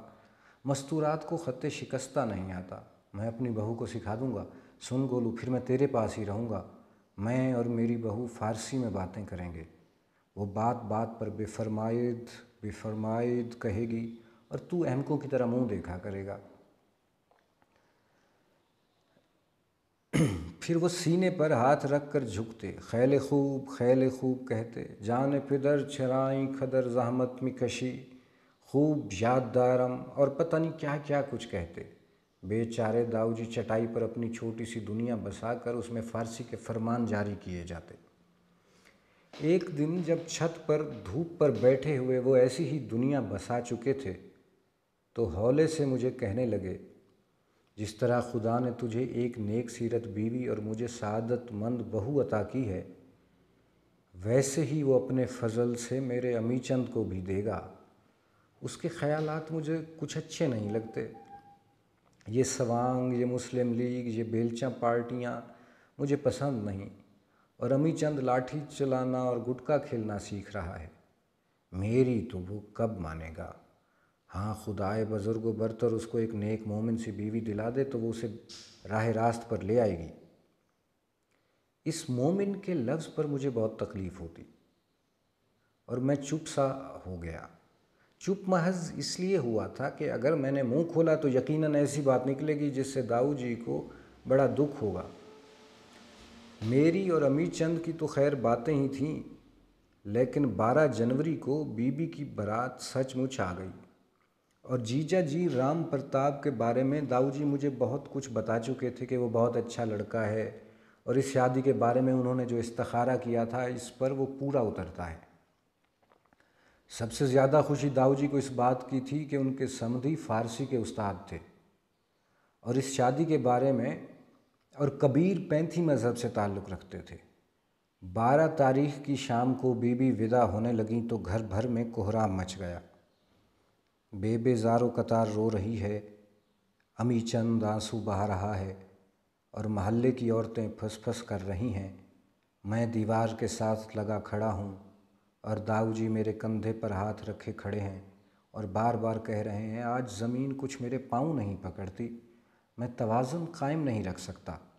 جیجا جی کے باپ بولے، منشی جی اب ہمیں اجازت دیجیے، تو بی بی بچھاڑ کھا کر گر پڑی، اسے چارپائی پر ڈالا، عورتیں ہوا کرنے لگیں اور داؤ جی میرا سہارا لے کر اس کی چارپائی کی طرف چلے۔ انہوں نے بی بی کو کندھے سے پکڑ کر اٹھایا اور کہا، یہ کیا ہوا بیٹا؟ اٹھو، یہ تو تمہاری نئی اور خود مختار زندگی کی پہلی گھڑی ہے، اسے یوں منحوس نہ بناؤ۔ بی بی اسی طرح دھاڑے مارتے ہوئے داؤ جی سے لپٹ گئی۔ انہوں نے اس کے سر پر ہاتھ پھیرتے ہوئے کہا، قرۃ العین، میں تیرا گناہ گار ہوں کہ تجھے پڑھا نہ سکا، تیرے سامنے شرمندہ ہوں کہ تجھے علم کا جہیز نہ دے سکا۔ تو مجھے معاف کر دے گی، اور شاید برخوردار رام پرتاپ بھی، لیکن میں اپنے آپ کو کبھی معاف نہ کر سکوں گا۔ میں خطا خار ہوں اور میرا خجل سر تیرے سامنے خم ہے۔ میں خطا کار ہوں اور میرا خجل سر تیرے سامنے خم ہے۔ یہ سن کر بی بی اور بھی زور زور سے رونے لگی اور داؤ جی کی آنکھوں سے کتنے سارے موٹے موٹے آنسوؤں کے قطرے ٹوٹ کر زمین پر گرے۔ ان کے سمدھی نے آگے بڑھ کر کہا، منشی جی آپ فکر نہ کریں، میں بیٹی کو کریمہ پڑھا دوں گا۔ داؤ جی ادھر پلٹے اور ہاتھ جوڑ کر بولے، کریمہ تو یہ پڑھ چکی ہے، گلستان بوستان بھی ختم کر چکا ہوں، لیکن میری حسرت پوری نہیں ہوئی۔ اس پر وہ ہنس کر بولے، ساری گلستان تو میں نے بھی نہیں پڑھی، جہاں عربی آتی تھی آگے گزر جاتا تھا۔ داؤ جی اسی طرح ہاتھ جوڑے کتنی دیر خاموش کھڑے رہے۔ بی بی نے گوٹا لگی سرخ رنگ کی ریشمی چادر سے ہاتھ نکال کر پہلے امی چند اور پھر میرے سر پر ہاتھ پھیرا اور سکھیوں کے بازوؤں میں ڈیوڑی کی طرف چل دی۔ داؤ جی میرا سہارا لے کر چلے تو انہوں نے مجھے اپنے ساتھ زور سے بھینچ کر کہا، یہ لو، یہ بھی رو رہا ہے، دیکھو ہمارا سہارا بنا پھرتا ہے۔ او گولو، او مردم دیدہ، تجھے کیا ہو گیا؟ جانے پدر تو کیوں؟ اس پر ان کا گلا رندھ گیا اور میرے آنسو بھی تیز ہو گئے۔ بارات والے تانگوں اور اکوں پر سوار تھے۔ بی بی رتھ میں جا رہی تھی، اس کے پیچھے امی چند اور میں، اور ہمارے درمیان میں داؤ جی پیدل چل رہے تھے۔ اگر بی بی کی چیخ ذرا زور سے نکل جاتی تو داؤ جی آگے بڑھ کر رتھ کا پردہ اٹھاتے اور کہتے، لا حول پڑھو بیٹا، لا حول، اور خود آنکھوں پر رکھے رکھے ان کی پگڑی کا شملہ بھیگ گیا تھا۔ رانو ہمارے محلے کا بڑا ہی کثیف انسان تھا۔ بدی اور کینہ پروری اس کی طبیعت میں کوٹ کوٹ کر بھری تھی۔ وہ باڑہ جس کا میں نے ذکر کیا ہے اسی کا تھا۔ اس میں 20-30 بکریاں اور گائیں تھیں جن کا دودھ صبح و شام رانو گلی کے بغلی میدان میں بیٹھ کر بیچا کرتا۔ تقریباً سارے محلے والے اسی سے دودھ لیتے تھے اور اس کی شرارتوں کی وجہ سے دبتے بھی تھے۔ ہمارے گھر کے آگے سے گزرتے ہوئے وہ یوں ہی شوقیہ لاٹھی زمین پر بجا کر داؤ جی کو پنڈت جے رام جی کی کہہ کر سلام کیا کرتا۔ داؤ جی نے اسے کئی مرتبہ سمجھایا کہ وہ پنڈت نہیں ہیں، معمولی آدمی ہیں، کیونکہ پنڈت ان کے نزدیک بڑے پڑھے لکھے اور فاضل آدمی کو کہا جا سکتا تھا۔ لیکن رانو نہیں مانتا تھا۔ وہ اپنی مونچھ کو چبا کر کہتا، ارے بھائی، جس کے سر پر بودی ہو وہی پنڈت ہوتا ہے۔ چوروں یاروں سے اس کی آشنائی تھی۔ شام کو اس کے باڑے میں جوا بھی ہوتا اور گندی اور فحش بولیوں کا مشاعرہ بھی۔ بی بی کے جانے کے ایک دن بعد جب میں اس سے دودھ لینے گیا تو اس نے شرارت سے آنکھ میچ کر کہا، مورنی تو چلی گئی بابو، اب تو اس گھر میں رہ کر کیا لے گا؟ میں چپ رہا تو اس نے جھاگ والے دودھ میں ڈبہ پھیرتے ہوئے کہا، گھر میں تو گنگا بہتی تھی، سچ بتا غوطہ لگایا کہ نہیں؟ مجھے اس بات پر غصہ آ گیا اور میں نے تام لوٹ گھما کر اس کے سر پر دے مارا۔ اس ضرب شدید سے خون وغیرہ تو برآمد نہ ہوا، لیکن وہ چکرا کر تخت پر گرا اور میں بھاگ گیا۔ داؤ جی کو سارا واقعہ سنا کر میں دوڑا دوڑا اپنے گھر گیا اور ابا جی سے ساری حکایت بیان کی۔ ان کی بدولت رانو کی تھانہ میں طلبی ہوئی اور حوالدار صاحب نے ہلکی سی گوشمالی کے بعد اسے سخت تنبیہ کر کے چھوڑ دیا۔ اس دن کے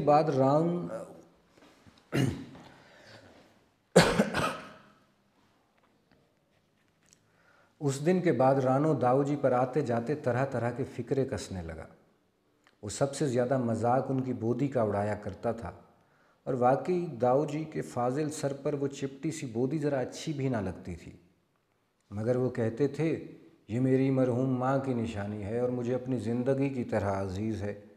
وہ اپنی آغوش میں میرا سر رکھ کر اسے دہی سے دھوتی تھی اور کڑوا تیل لگا کر چمکاتی تھی۔ گو میں نے حضرت مولانا کے سامنے کبھی بھی پگڑی اتارنے کی جسارت نہیں کی، لیکن وہ جانتے تھے، اور جب میں Dayal Singh memorial high school سے 1 سال کی ملازمت کے بعد چھٹیوں میں گاؤں آیا تو حضور نے پوچھا، شہر جا کر چوٹی تو نہیں کٹوا دی؟ تو میں نے نفی میں جواب دیا۔ اس پر وہ بہت خوش ہوئے اور فرمایا، تم سا سعادت مند بیٹا کم ماؤں کو نصیب ہوتا ہے، اور ہم سا خوش قسمت استاد بھی خال خال ہوگا جسے تم ایسے شاگردوں کو پڑھانے کا فخر حاصل ہوا ہو۔ میں ان کے پاؤں چھو کر کہتا، حضور آپ مجھے شرمندہ کرتے ہیں، میں نے ان کے پاؤں چھو کر کہا، حضور آپ مجھے شرمندہ کرتے ہیں، یہ سب آپ کے قدموں کی برکت ہے۔ ہنس کر فرمانے لگے، چنت رام ہمارے پاؤں نہ چھوا کرو، بھلا ایسے لمس کا کیا فائدہ جس کا ہمیں احساس ہی نہ ہو۔ میری آنکھوں میں آنسو آ گئے۔ میں نے کہا، اگر کوئی مجھے بتا دے تو سمندر پھاڑ کر بھی آپ کے لیے دوائی نکال لاؤں۔ میں اپنی زندگی کی حرارت حضور کی ٹانگوں کے لیے نظر کر دوں، لیکن میرا بس نہیں چلتا۔ خاموش ہو گئے، نگاہیں اوپر اٹھا کر بولے، خدا کو یہی منظور ہے تو ایسے ہی صحیح۔ تم سلامت رہو کہ تمہارے کندھوں پر میں نے کوئی 10 سال بعد سارا گاؤں دیکھ لیا ہے۔ داؤ جی گزرے ایام کی تہ میں اترتے ہوئے کہہ رہے تھے، میں صبح سویرے حویلی کی دیوڑی میں جا کر آواز دیتا، خادم آ گیا۔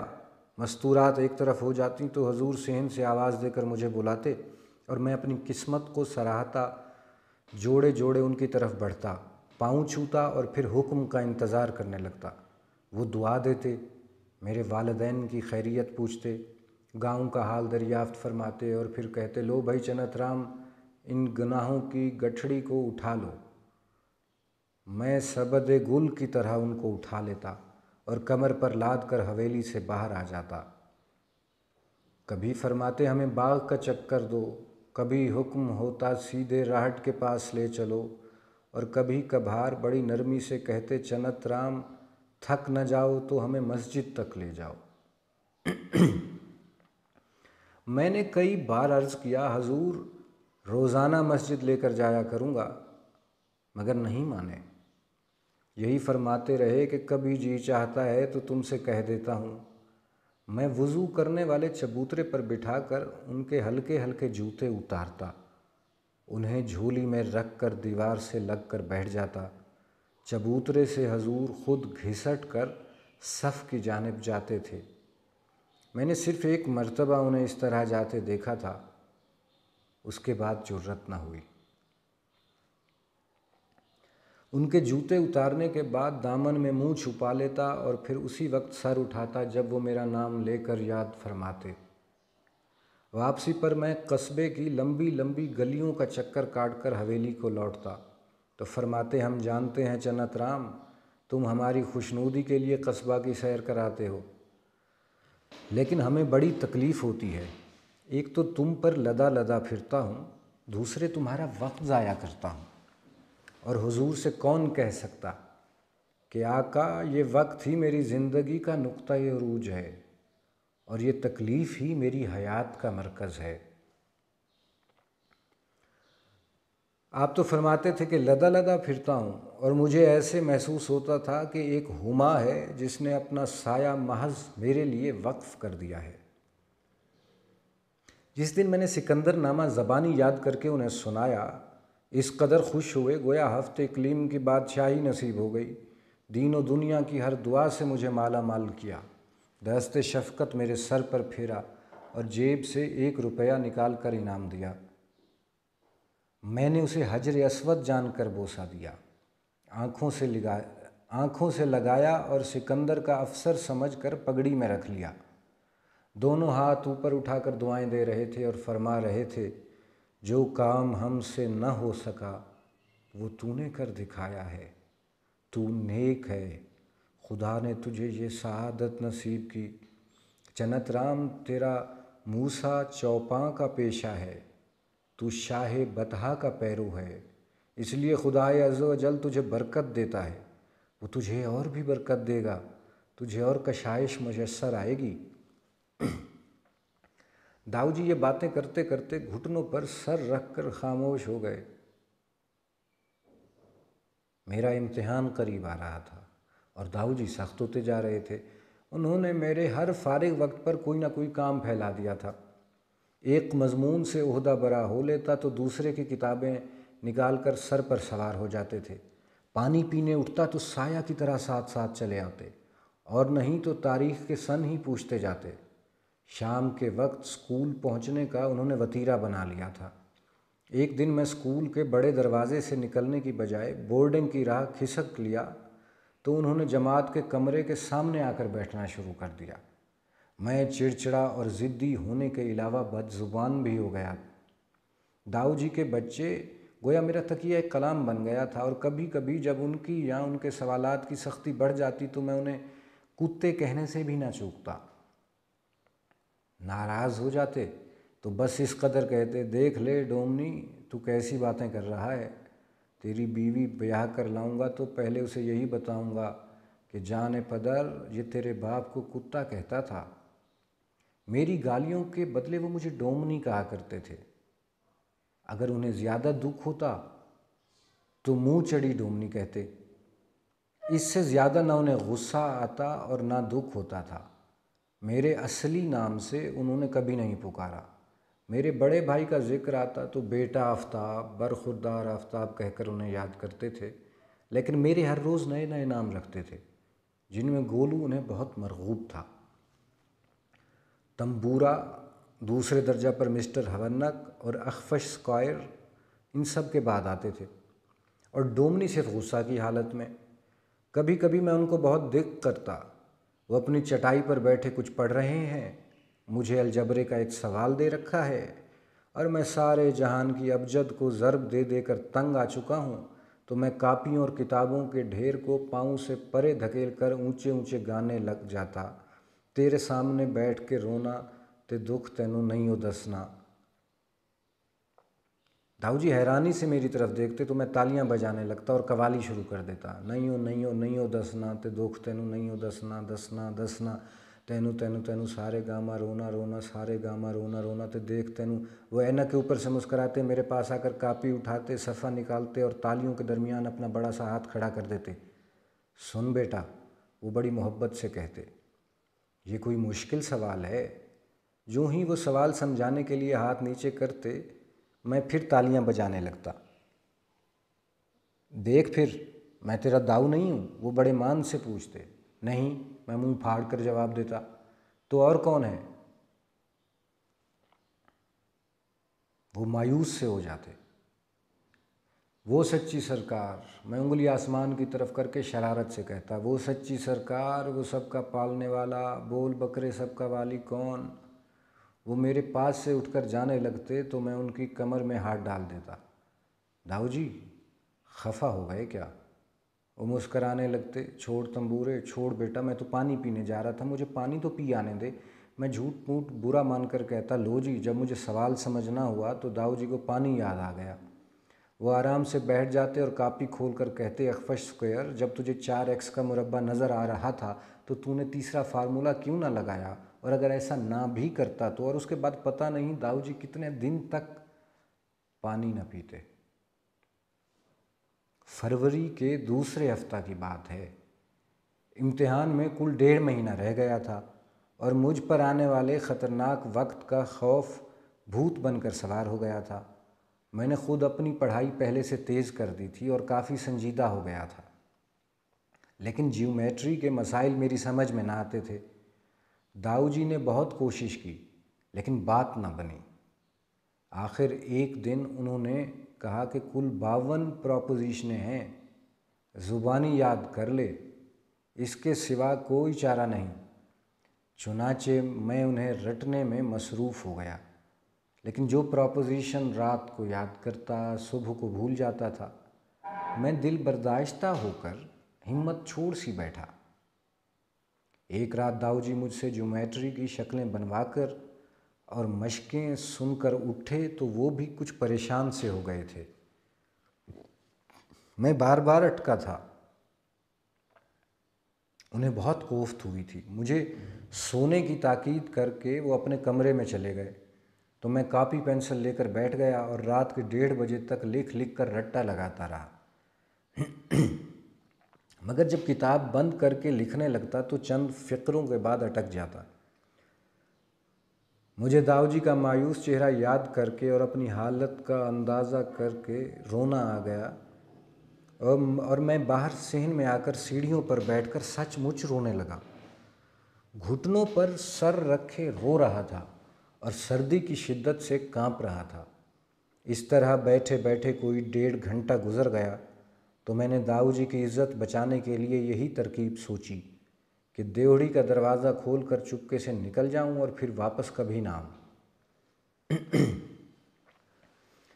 جب یہ فیصلہ کر چکا اور عملی قدم آگے بڑھانے کے لیے سر اوپر اٹھایا تو داؤ جی کمبل اوڑھے میرے پاس کھڑے تھے۔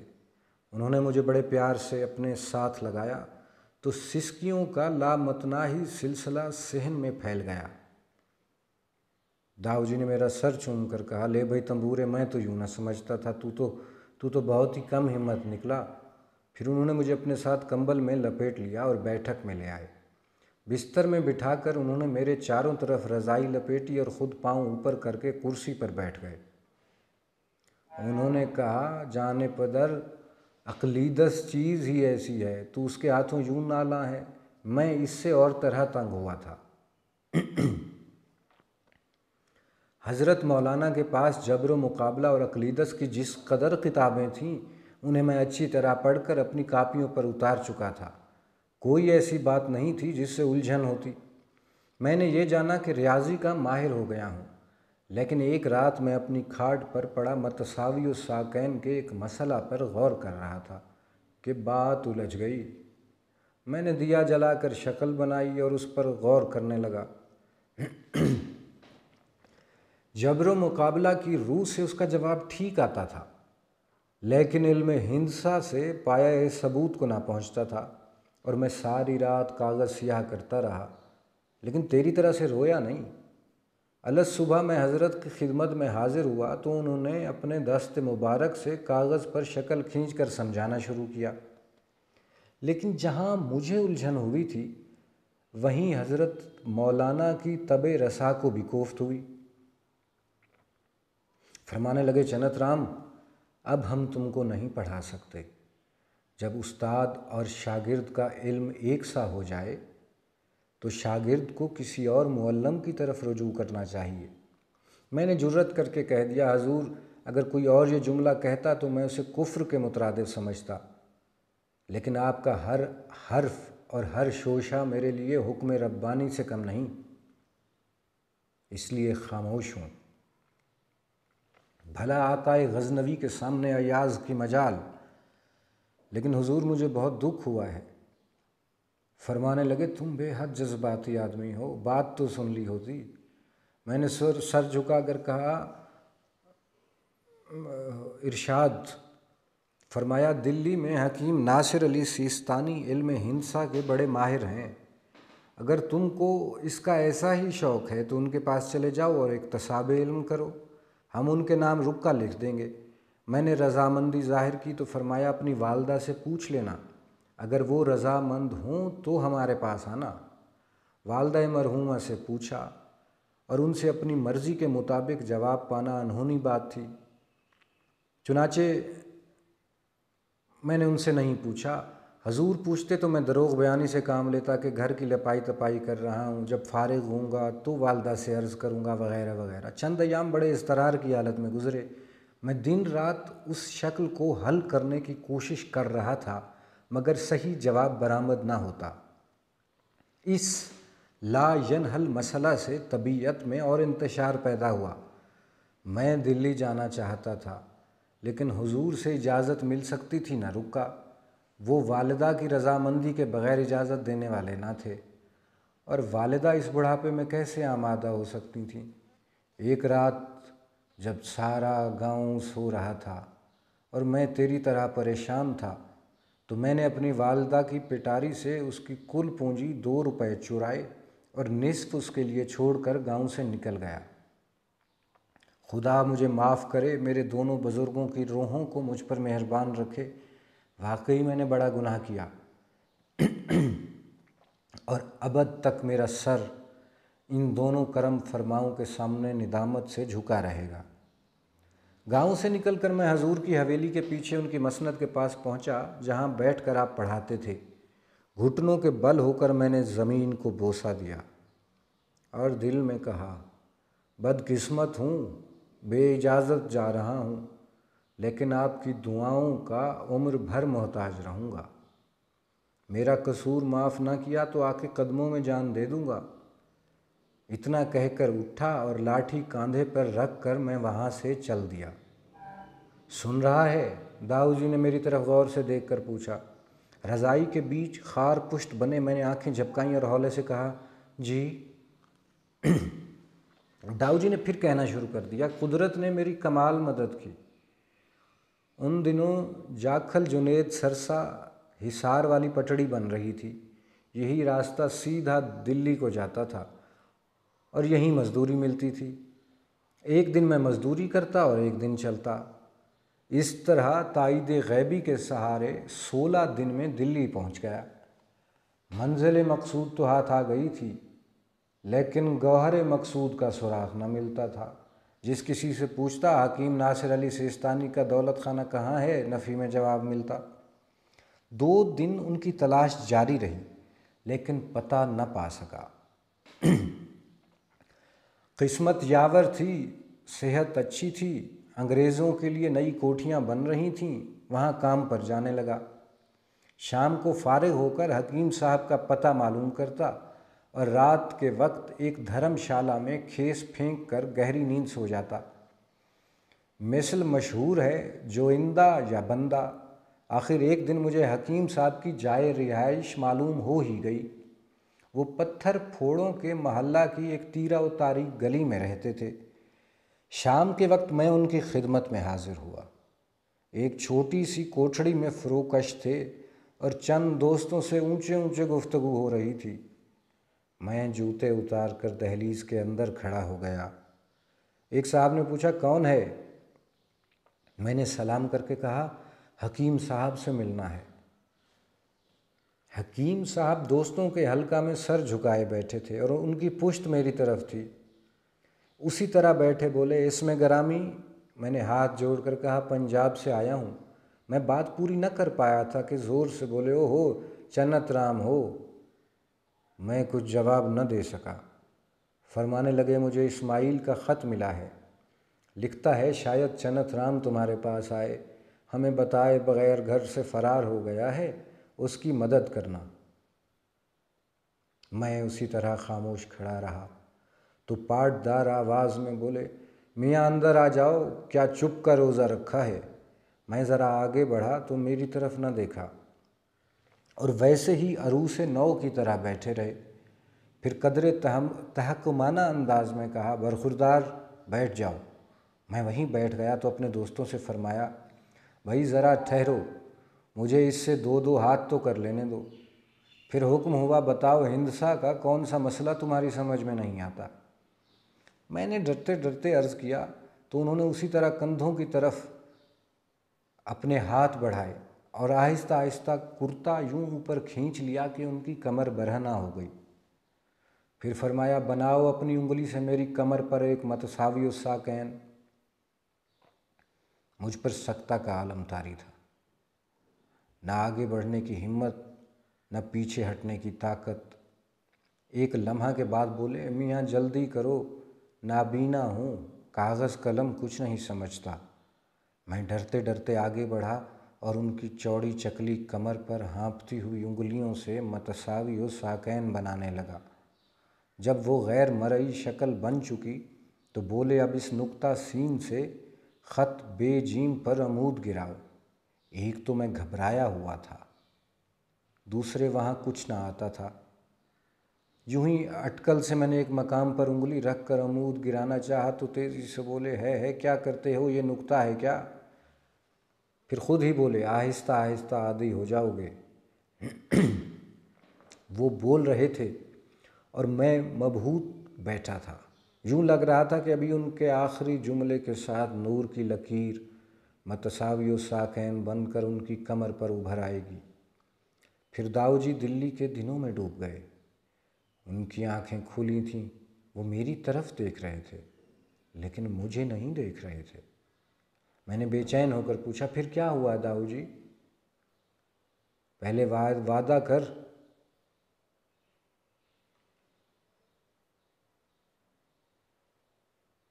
انہوں نے کرسی سے اٹھتے ہوئے کہا، رات بہت گزر چکی ہے، اب تو سو جا، پھر بتاؤں گا۔ میں ضدی بچے کی طرح ان کے پیچھے پڑ گیا تو انہوں نے کہا، پہلے وعدہ کر آئندہ مایوس نہ ہوگا اور ان چھوٹی چھوٹی پروپوزیشنوں کو بتاشے سمجھے گا۔ میں نے جواب دیا، حلوہ سمجھوں گا، آپ فکر نہ کریں۔ انہوں نے کھڑے کھڑے کمبل لپیٹتے ہوئے کہا، بس قصہ مختصر یہ کہ میں 1 سال حکیم صاحب کی حضوری میں رہا اور اس بحر علم سے چند قطرے حاصل کر کے اپنی کور آنکھوں کو دھویا۔ واپسی پر میں سیدھا اپنے آقا کی خدمت میں آن پہنچا اور ان کے قدموں پر سر رکھ دیا۔ فرمانے لگے، چنت رام، اگر ہم میں قوت ہو تو ان پاؤں کو کھینچ لیں۔ اس پر میں رو دیا تو دست مبارک محبت سے میرے سر پر پھیر کر کہنے لگے، ہم تم سے ناراض نہیں ہیں، لیکن 1 سال کی فرقت بہت طویل ہے، آئندہ کہیں جانا ہو تو ہمیں بھی ساتھ لے جانا۔ یہ کہتے ہوئے داؤ جی کی آنکھوں میں آنسو آ گئے اور وہ مجھے اسی طرح گمسم چھوڑ کر بیٹھک سے باہر نکل گئے۔ امتحان کی قربت سے میرا خون خشک ہو رہا تھا لیکن جسم پھول رہا تھا۔ داؤ جی کو میرے موٹاپے کی فکر رہنے لگی۔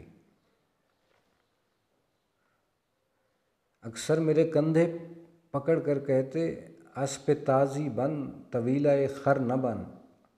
مجھے ان کا یہ فکرہ بہت ناگوار گزرتا اور میں احتجاجاً ان سے کلام بند کر دیتا۔ میرے مسلسل مون برت نے بھی ان پر کوئی اثر نہ کیا اور ان کی فکر اندیشہ کی حد تک بڑھ گئی۔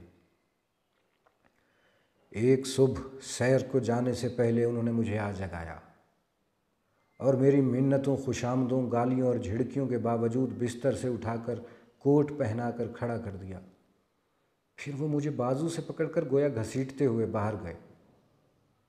سردیوں کی صبح کوئی 4 بجے کا عمل، گلی میں آدم نہ آدم زاد، تاریکی سے کچھ بھی دکھائی نہ دیتا تھا اور داؤ جی مجھے اسی طرح سیر کو لے جا رہے تھے۔ میں کچھ بک رہا تھا اور وہ کچھ کہہ رہے تھے۔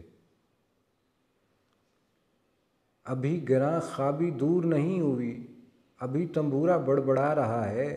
تھوڑے تھوڑے وقفہ کے بعد کہتے، کوئی سر نکال تنبورے، کسی آہنگ پہ بجا، یہ کیا کر رہا ہے؟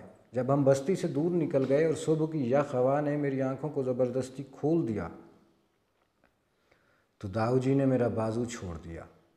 سرداروں کا رہٹ آیا اور نکل گیا، ندی آئی اور پیچھے رہ گئی، قبرستان گزر گیا، مگر داؤ جی تھے کہ کچھ آیتیں ہی پڑھتے چلے جا رہے تھے۔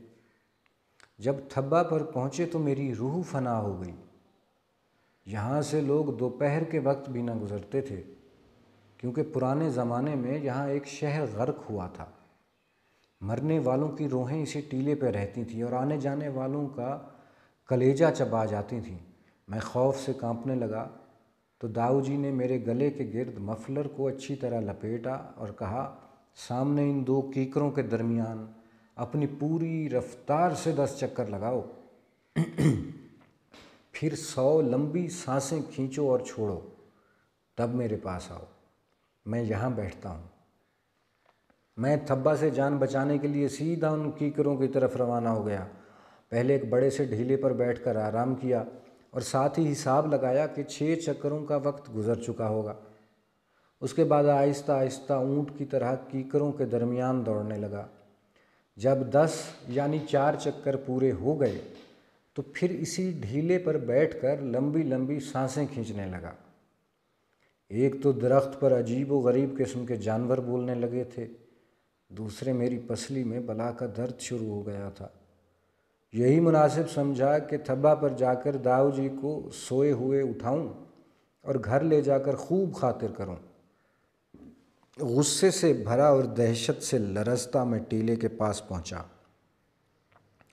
داؤ جی تھبا کی ٹھینکریوں پر گھٹنوں کے بل گرے ہوئے دیوانوں کی طرح سر مار رہے تھے اور اونچے اونچے اپنے محبوب شعر گا رہے تھے۔ جفا کم کن کہ فردا روز محشر، بپیش عاشقاں شرمندہ باشی۔ کبھی دونوں ہتھیلیاں زمین پہ زور سے مارتے اور سر اوپر اٹھا کر انگشت شہادت فضا میں یوں ہلاتے جیسے کوئی ان کے سامنے کھڑا ہو اور اس سے کہہ رہے ہوں، دیکھ لو، سوچ لو، میں تمہیں بتا رہا ہوں، سنا رہا ہوں۔ ایک دھمکی دیے جاتے تھے، پھر تڑپ کر ٹھیکریوں پر گرتے اور جفا کم کن کہتے ہوئے رونے لگتے۔ थोड़ी देर मैं साकित व जामिद खड़ा रहा और फिर ज़ोर से चीख मारकर बजाय कस्बा की तरफ भागने के फिर कीकरों की तरफ दौड़ गया। दाऊजी ज़रूर इसमें आज़म जानते थे और वो कोई जिन काबू कर रहे थे। मैंने अपनी आँखों से एक जिन उनके सामने खड़ा देखा था। बिल्कुल अल्फ लैला बात तस्वीर वाला जिन था। जब दाऊजी का तिलिस्म उस पर ना चल सका तो उसने उन्हें नीचे गिरा लिया था। वो चीख रहे थे, जफ़ा कम कुन, जफ़ा कम कुन, मगर वो छोड़ता ही नहीं था। मैं उसी ढीले पर बैठकर रोने लगा। थोड़ी देर बाद दाऊजी आए तो उन्होंने पहले जैसा चेहरा बनाकर कहा, चल तंबूरे, और मैं डरता डरता उनके पीछे हो लिया। रास्ता में उन्होंने गले में लटकती हुई खुली पगड़ी के दोनों कोने हाथ में पकड़ लिए और झूम झूम कर गाने लगे, तेरे लंबे लंबे बाल फरीदा टुरिया टुरिया जा। इस जादूगर के पीछे चलते हुए मैंने इन आँखों से देखा कि उनका सर तब्दील हो गया। उनकी लंबी लंबी जुल्फ़ें कंधों पर झूलने लगीं और उनका सारा वजूद जटाधारी हो गया। उसके बाद चाहे कोई मेरी बोटी बोटी उड़ा देता, मैं उनके साथ सैर को हरगिज़ न जाता था। इस वाक़े के चंद ही दिन बाद का किस्सा है कि हमारे घर में मिट्टी के बड़े बड़े ढीले और ईंटों के टुकड़े आकर गिरने लगे। बेबे ने आसमान सर पर उठा लिया। बच्चों वाली कुतिया की तरह दाऊजी से चिमट गई, सचमुच उनसे लिपट गई और उन्हें धक्का देकर ज़मीन पर गिरा दिया। और वो चिल्ला रही थी, बुढ़े टोटकी, ये सब तेरे मंतर हैं, ये सब तेरी खारसी है, तेरा काला इल्म है जो उल्टा हमारे सर पर आ गया है। तेरे परीत मेरे घर में ईंटें फेंकते हैं, उजाड़ मांगते हैं, मौत चाहते हैं। फिर वो ज़ोर ज़ोर से चीखने लगी, मैं मर गई, मैं जल गई। लोगों, इस बुढ़े ने मेरे अमीर चंद की जान लेने का संबंध किया है, मुझ पर जादू किया है और मेरा अंग अंग तोड़ दिया है। अमीर चंद तो दाऊजी को अपनी ज़िंदगी की तरह अजीज़ था और उसकी जान के दुश्मन भला वो क्यों कर हो सकते थे। लेकिन जिन्नों की खिश्तबारी उन्हीं की वजह से अमल में आई थी। जब मैंने भी बेबे की तायद की तो दाऊजी ने ज़िंदगी में पहली बार मुझे झिड़क कर कहा, तू अहमक है और तेरी बेबे उम्मुल जाहिलीन। मेरी 1 साल की तालीम का ये असर हुआ कि तू जिन्नों भूतों पे एतकाद करने लगा। अफसोस, तूने मुझे मायूस कर दिया। ऐ वाए कि तू शऊर की बजाय औरतों के एतकाद का ग़ुलाम निकला। अफसोस, सद अफसोस। बेबे को इसी तरह चिल्लाते और दाऊजी को यूँ कराहते छोड़कर मैं ऊपर कोठे पर धूप में जा बैठा। उसी दिन शाम को जब मैं अपने घर जा रहा था तो रास्ते में रानू ने अपने मखसूस अंदाज में आंख कानी करके पूछा, बाबू, तेरे कोई ईंट ढेला तो नहीं लगा? सुना है तुम्हारे पंडित के घर में रोड़े गिरते हैं। मैंने उस कमीना के मुंह लगना पसंद न किया और चुपचाप देवड़ी में दाखिल हो गया। रात के वक्त दाऊजी मुझसे ज्योमेट्री की प्रोपोजिशन सुनते हुए पूछने लगे, बेटा, क्या तुम सचमुच जिन, भूत या परी चुड़ैल को कोई मखलूक समझते हो? मैंने असबात में जवाब दिया तो वो हंस पड़े और बोले, वाकई तू बहुत भोला है। और मैंने खामखा झिड़क दिया, भला तूने मुझे पहले क्यों ना बताया कि जिन होते हैं और इस तरह से ईंटें फेंक सकते हैं। हमने जो दिल्ली और फत्ते मज़दूर को बुलाकर ये बरसाती बनवाई है वो तेरे किसी जिन को कहकर बनवा लेते। लेकिन ये तो बता कि जिन सिर्फ ईंटें फेंकने का काम ही करते हैं कि चुनाई भी कर लेते हैं। मैंने जल कर कहा, जितने मजाक चाहो कर लो, मगर जिस दिन सर फटेगा उस दिन पता चलेगा। दाऊजी ने कहा, तेरे जिन की फेंकी हुई ईंट से तो ता क़यामत सर नहीं फट सकता, इसलिए कि वो ना है और ना उसे ईंट उठाई जा सकेगी और ना मेरे, तेरे या तेरी बेबे के सर में लगेगी। फिर बोले, सुन, इल्म तबई का मोटा असूल है कि कोई मादी शय किसी गैर मादी वजूद से हरकत में नहीं लाई जा सकती। समझ गया? समझ गया, मैंने चिढ़ कर कहा। हमारे कस्बा में हाई स्कूल ज़रूर था, लेकिन मैट्रिक का इम्तिहान का सेंटर न था। इम्तिहान देने के लिए हमें ज़िला जाना होता था। چنانچہ وہ صبح آ گئی جس دن ہماری جماعت امتحان دینے کے لیے ضلع جا رہی تھی، اور لاری کے ارد گرد والدین قسم کے لوگوں کا ہجوم تھا، اور اس ہجوم میں داؤ جی کیسے پیچھے رہ سکتے تھے؟ اور سب لڑکوں کے گھر والے انہیں خیر و برکت کی دعاؤں سے نواز رہے تھے، اور داؤ جی سارے سال کی پڑھائی کا خلاصہ تیار کر کے جلدی جلدی سوال پوچھ رہے تھے، اور میرے ساتھ ساتھ خود ہی جواب دیے جاتے تھے۔ اکبر کی اصلاحات سے اچھل کر موسم کے تغیر و تبدل پر پہنچ جاتے، اور وہاں سے پلٹتے تو اس کے بعد ایک اور بادشاہ آیا کہ اپنی وجہ سے ہندو معلوم ہوتا تھا، وہ نشہ میں چور تھا، ایک صاحب جمال اس کا ہاتھ پکڑ کر لے آئی تھی، اور جدھر چاہتی تھی پھراتی تھی، کہہ کر پوچھتے یہ کون تھا؟ جہانگیر، میں نے جواب دیا۔ اور وہ عورت؟ نور جہاں۔ ہم دونوں ایک ساتھ بولے۔ صفت مشبہ اور اس میں فاعل میں کیا فرق ہے؟ میں نے دونوں کی تعریفیں بیان کی۔ بولے مثالیں؟ میں نے مثالیں دیں۔ سب لڑکے لاری میں بیٹھ گئے، اور میں ان سے جان چھڑا کر جلدی سے داخل ہوا تو گھوم کر کھڑکی کے پاس آ گئے اور پوچھنے لگے بریک ان اور بریک ان ٹو کو فقروں میں استعمال کرو۔ ان کا استعمال بھی ہو گیا، اور موٹر سٹارٹ ہو چلی تو اس کے ساتھ قدم اٹھا کر بولے تنبورے مادیاں گھوڑیاں ماکیاں مرغی، مادیاں گھوڑیاں ماکیاں مرغی۔ 1 سال بعد خدا خدا کر کے یہ آواز دور ہوئی، اور میں نے آزادی کا سانس لیا۔ پہلے دن تاریخ کا پرچہ بہت اچھا ہوا، دوسرے دن جغرافیہ کا اس سے بھی بڑھ کر، تیسرے دن اتوار تھا، اور اس کے بعد حساب کی باری تھی۔ اتوار کی صبح داؤ جی کا کوئی 20 صفحہ لمبا خط ملا، جس میں الجبرے کے فارمولوں اور حساب کے قاعدوں کے علاوہ اور کوئی بات نہ تھی۔ حساب کا پرچہ کرنے کے بعد برآمدے میں میں نے لڑکوں سے جوابات ملائے تو 100 میں سے 80 نمبر کا پرچہ ٹھیک تھا۔ میں خوشی سے پاگل ہو گیا، زمین پر پاؤں نہ پڑتا تھا، اور میرے منہ سے مسرت کے نعرے نکل رہے تھے۔ جو ہی میں نے برآمدے سے پاؤں باہر رکھا، داؤ جی کھیس کندھے پر ڈالے ایک لڑکے کا پرچہ دیکھ رہے تھے۔ میں چیخ مار کر ان سے لپٹ گیا اور 80 نمبر 80 نمبر کے نعرے لگانے شروع کر دیے۔ انہوں نے پرچہ میرے ہاتھ سے تلخی سے چھین کر پوچھا کون سا سوال غلط ہو گیا؟ میں نے جھوم کر کہا 4 دیواری والا۔ جھلا کر بولے تو نے کھڑکیاں اور دروازے منفی نہ کیے ہوں گے۔ میں نے ان کی کمر میں ہاتھ ڈال کر پیڑ کی طرح جھلاتے ہوئے کہا ہاں جی، گولی مارو کھڑکیوں کو۔ داؤ جی ڈوبی ہوئی آواز میں بولے تو نے مجھے برباد کر دیا تنبورے۔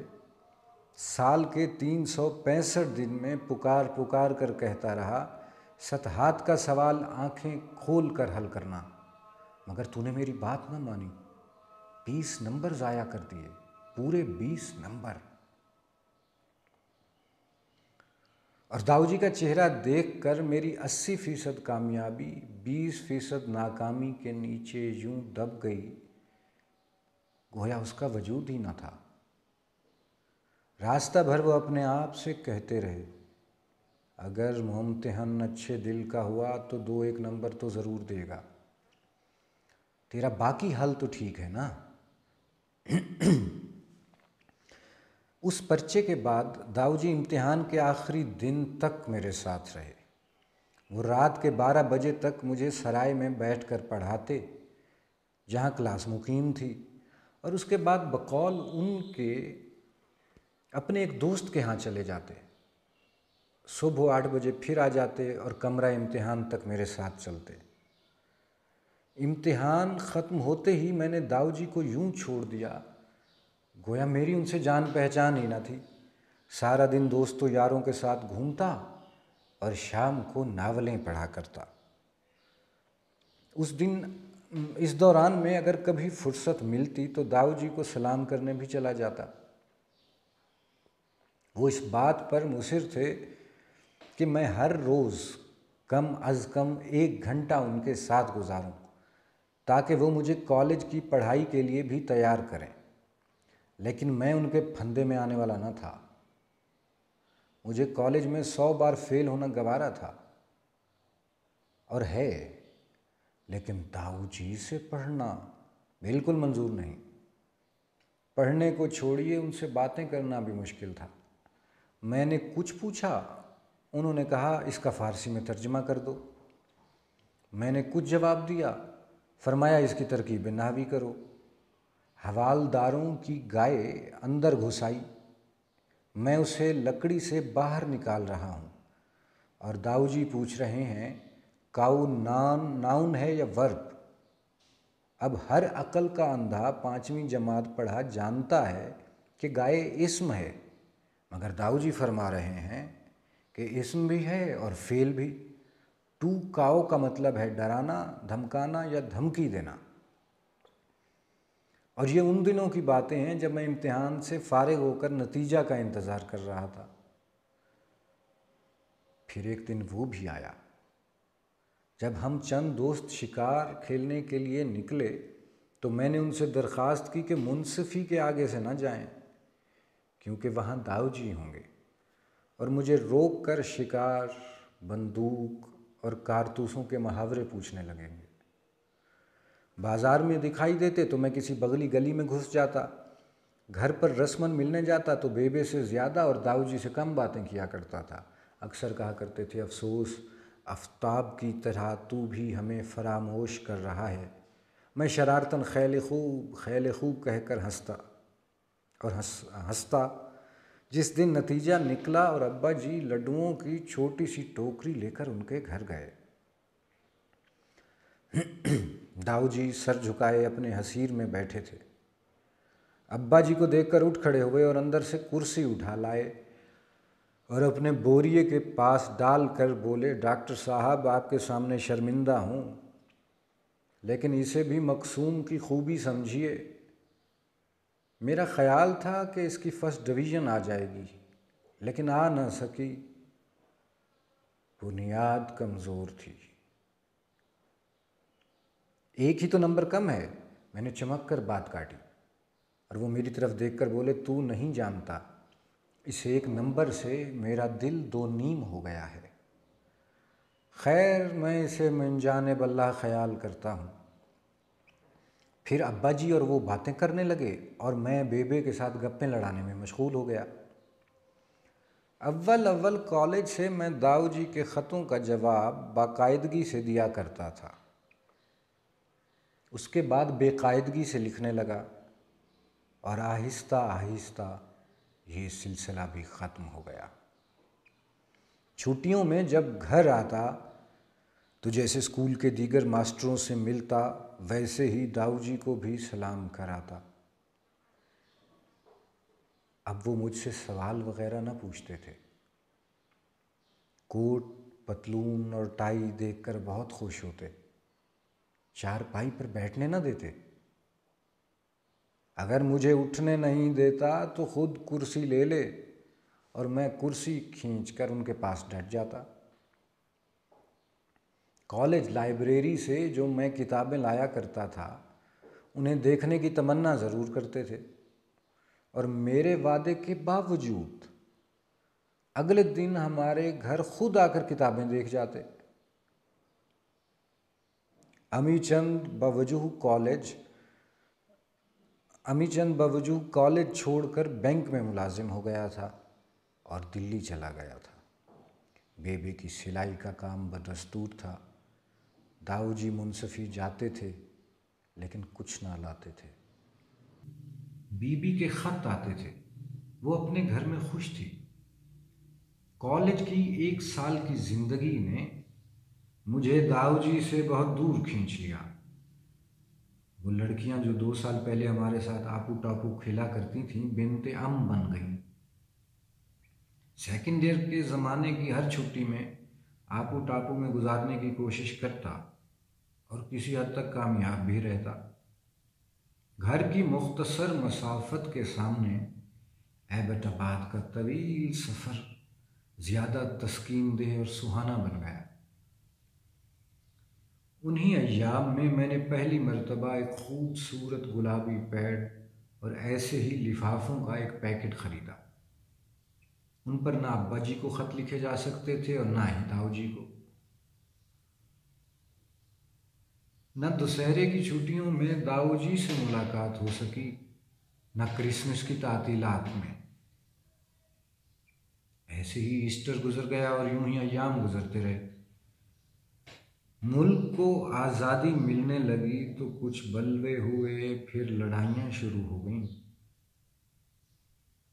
ہر طرف سے فسادات کی خبریں آنے لگیں اور اماں نے ہم سب کو گھر بلوا لیا۔ ہمارے لیے یہ بہت محفوظ جگہ تھی۔ بنیے ساہوکار گھر بار چھوڑ کر بھاگ رہے تھے، لیکن دوسرے لوگ خاموش تھے۔ تھوڑے ہی دنوں بعد مہاجرین کی آمد کا سلسلہ شروع ہو گیا اور وہی لوگ یہ خبر لائے کہ آزادی مل گئی۔ ایک دن ہمارے قصبے میں چند گھروں کو بھی آگ لگی اور 2 ناکوں پر سخت لڑائی ہوئی۔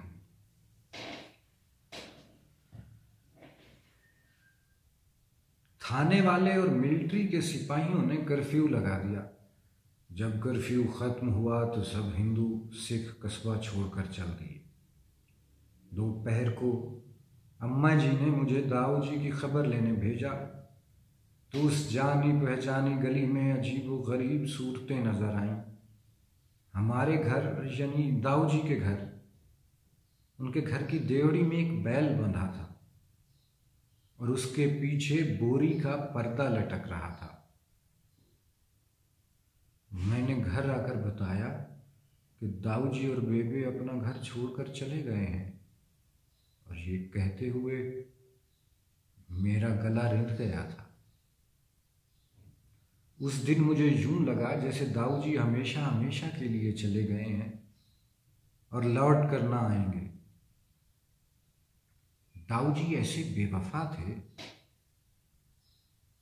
کوئی تیسرے روز غروب آفتاب کے بعد جب میں مسجد میں نئے پناہ گزینوں کے نام نوٹ کر کے اور کمبل بھجوانے کا وعدہ کر کے اس گلی سے گزرا تو کھلے میدان میں 100-200 آدمیوں کی بھیڑ جمع دیکھی۔ مہاجر لڑکے لاٹھیاں پکڑے نعرے لگا رہے تھے اور گالیاں دے رہے تھے۔ میں نے تماشائیوں کو پھاڑ کر مرکز میں گھسنے کی کوشش کی، مگر مہاجرین کی خونخوار آنکھیں دیکھ کر سہم گیا۔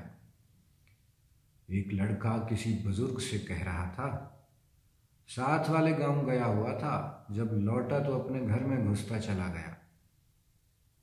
کون سے گھر میں؟ بزرگ نے پوچھا۔ روہتکی مہاجروں کے گھر میں، لڑکے نے کہا۔ پھر کیا انہوں نے پکڑ لیا؟ دیکھا تو ہندو نکلا۔ اتنے میں بھیڑ میں سے کسی نے چلا کر کہا، اوے رانو جلدی آ، اوے جلدی آ، تیری سامی پنڈت۔ رانو بکریوں کا ریوڑ باڑے کی طرف لے کر جا رہا تھا۔ انہیں روک کر اور ایک لاٹھی والے لڑکے کو ان کے آگے کھڑا کر کے وہ بھیڑ میں گھس گیا۔ میرے دل کو ایک دھکا سا لگا، جیسے انہوں نے داؤ جی کو پکڑ لیا ہو۔ میں نے ملزم کو دیکھے بغیر اپنے قریبی لوگوں سے کہا، یہ بڑا اچھا آدمی ہے، بڑا نیک بخت ہے، اسے کچھ مت کہو، یہ تو خون میں نہائی ہوئی چند آنکھوں نے میری طرف دیکھا۔ اور ایک نوجوان گنڈاسی تول کر بولا، بتاؤں تجھے بھی؟ آ گیا بڑا حمایتی بن کر، تیرے ساتھ کچھ ہوا نہیں نا؟ اور لوگوں نے گالیاں بک کر کہا، انصار ہوگا شاید۔ میں ڈر کر دوسری جانب بھیڑ میں گھس گیا۔ رانو کی قیادت میں اس کے دوست داؤ جی کو گھیرے کھڑے تھے اور رانو داؤ جی کی ٹھوڑی پکڑ کر ہلا رہا تھا اور پوچھ رہا تھا، اب بول بیٹا، اب بول۔ اور داؤ جی خاموش کھڑے تھے۔ ایک لڑکے نے پگڑی اتار کر کہا، پہلے بودی کاٹو بودی، اور رانو نے مسواکیں کاٹنے والی درانتی سے داؤ جی کی بودی کاٹ دی۔ وہی لڑکا پھر بولا، بلاویں گے جے؟ اور رانو نے کہا، جانے دو، بڈھا ہے، میرے ساتھ بکریاں چرایا کرے گا۔ پھر اس نے داؤ جی کی ٹھوڑی اوپر اٹھاتے ہوئے کہا، کلمہ پڑھ پنڈتا۔ داؤ جی آہستہ سے بولے، کون سا؟ رانو نے ان کے ننگے سر پر ایسا تھپڑ مارا کہ وہ گرتے گرتے بچا۔ رانو نے ان کے ننگے سر پر ایسا تھپڑ مارا کہ وہ گرتے گرتے بچے اور بولا، سالے کل میں بھی کوئی 5 ساتھ ہیں۔ جب وہ کلمہ پڑھ چکے تو رانو نے اپنی لاٹھی ان کے ہاتھ میں تھما کر کہا، چل گڈریے، بکریاں تیرا انتظار کرتی ہیں۔ اور ننگے سر داؤ جی بکریوں کے پیچھے یوں چلے جیسے لمبے لمبے بالوں والا فریدہ چل رہا۔ اگر آپ کو یہ کہانی پسند آئی تو قصہ گرد ہمارا چینل یوٹیوب پہ اور فیس بک پہ ہمارا پیج دونوں کو پسند کیجئے، سبسکرائب کیجئے، بیل کا بٹن دبائیے، اور اگر آپ اس شارٹ سٹوری کی فلم دیکھنا چاہتے ہیں تو وہ بھی قصہ گرد کے پیج پہ اویلیبل ہے، پلیز اس کو جائیے اور دیکھیے۔ شکریہ۔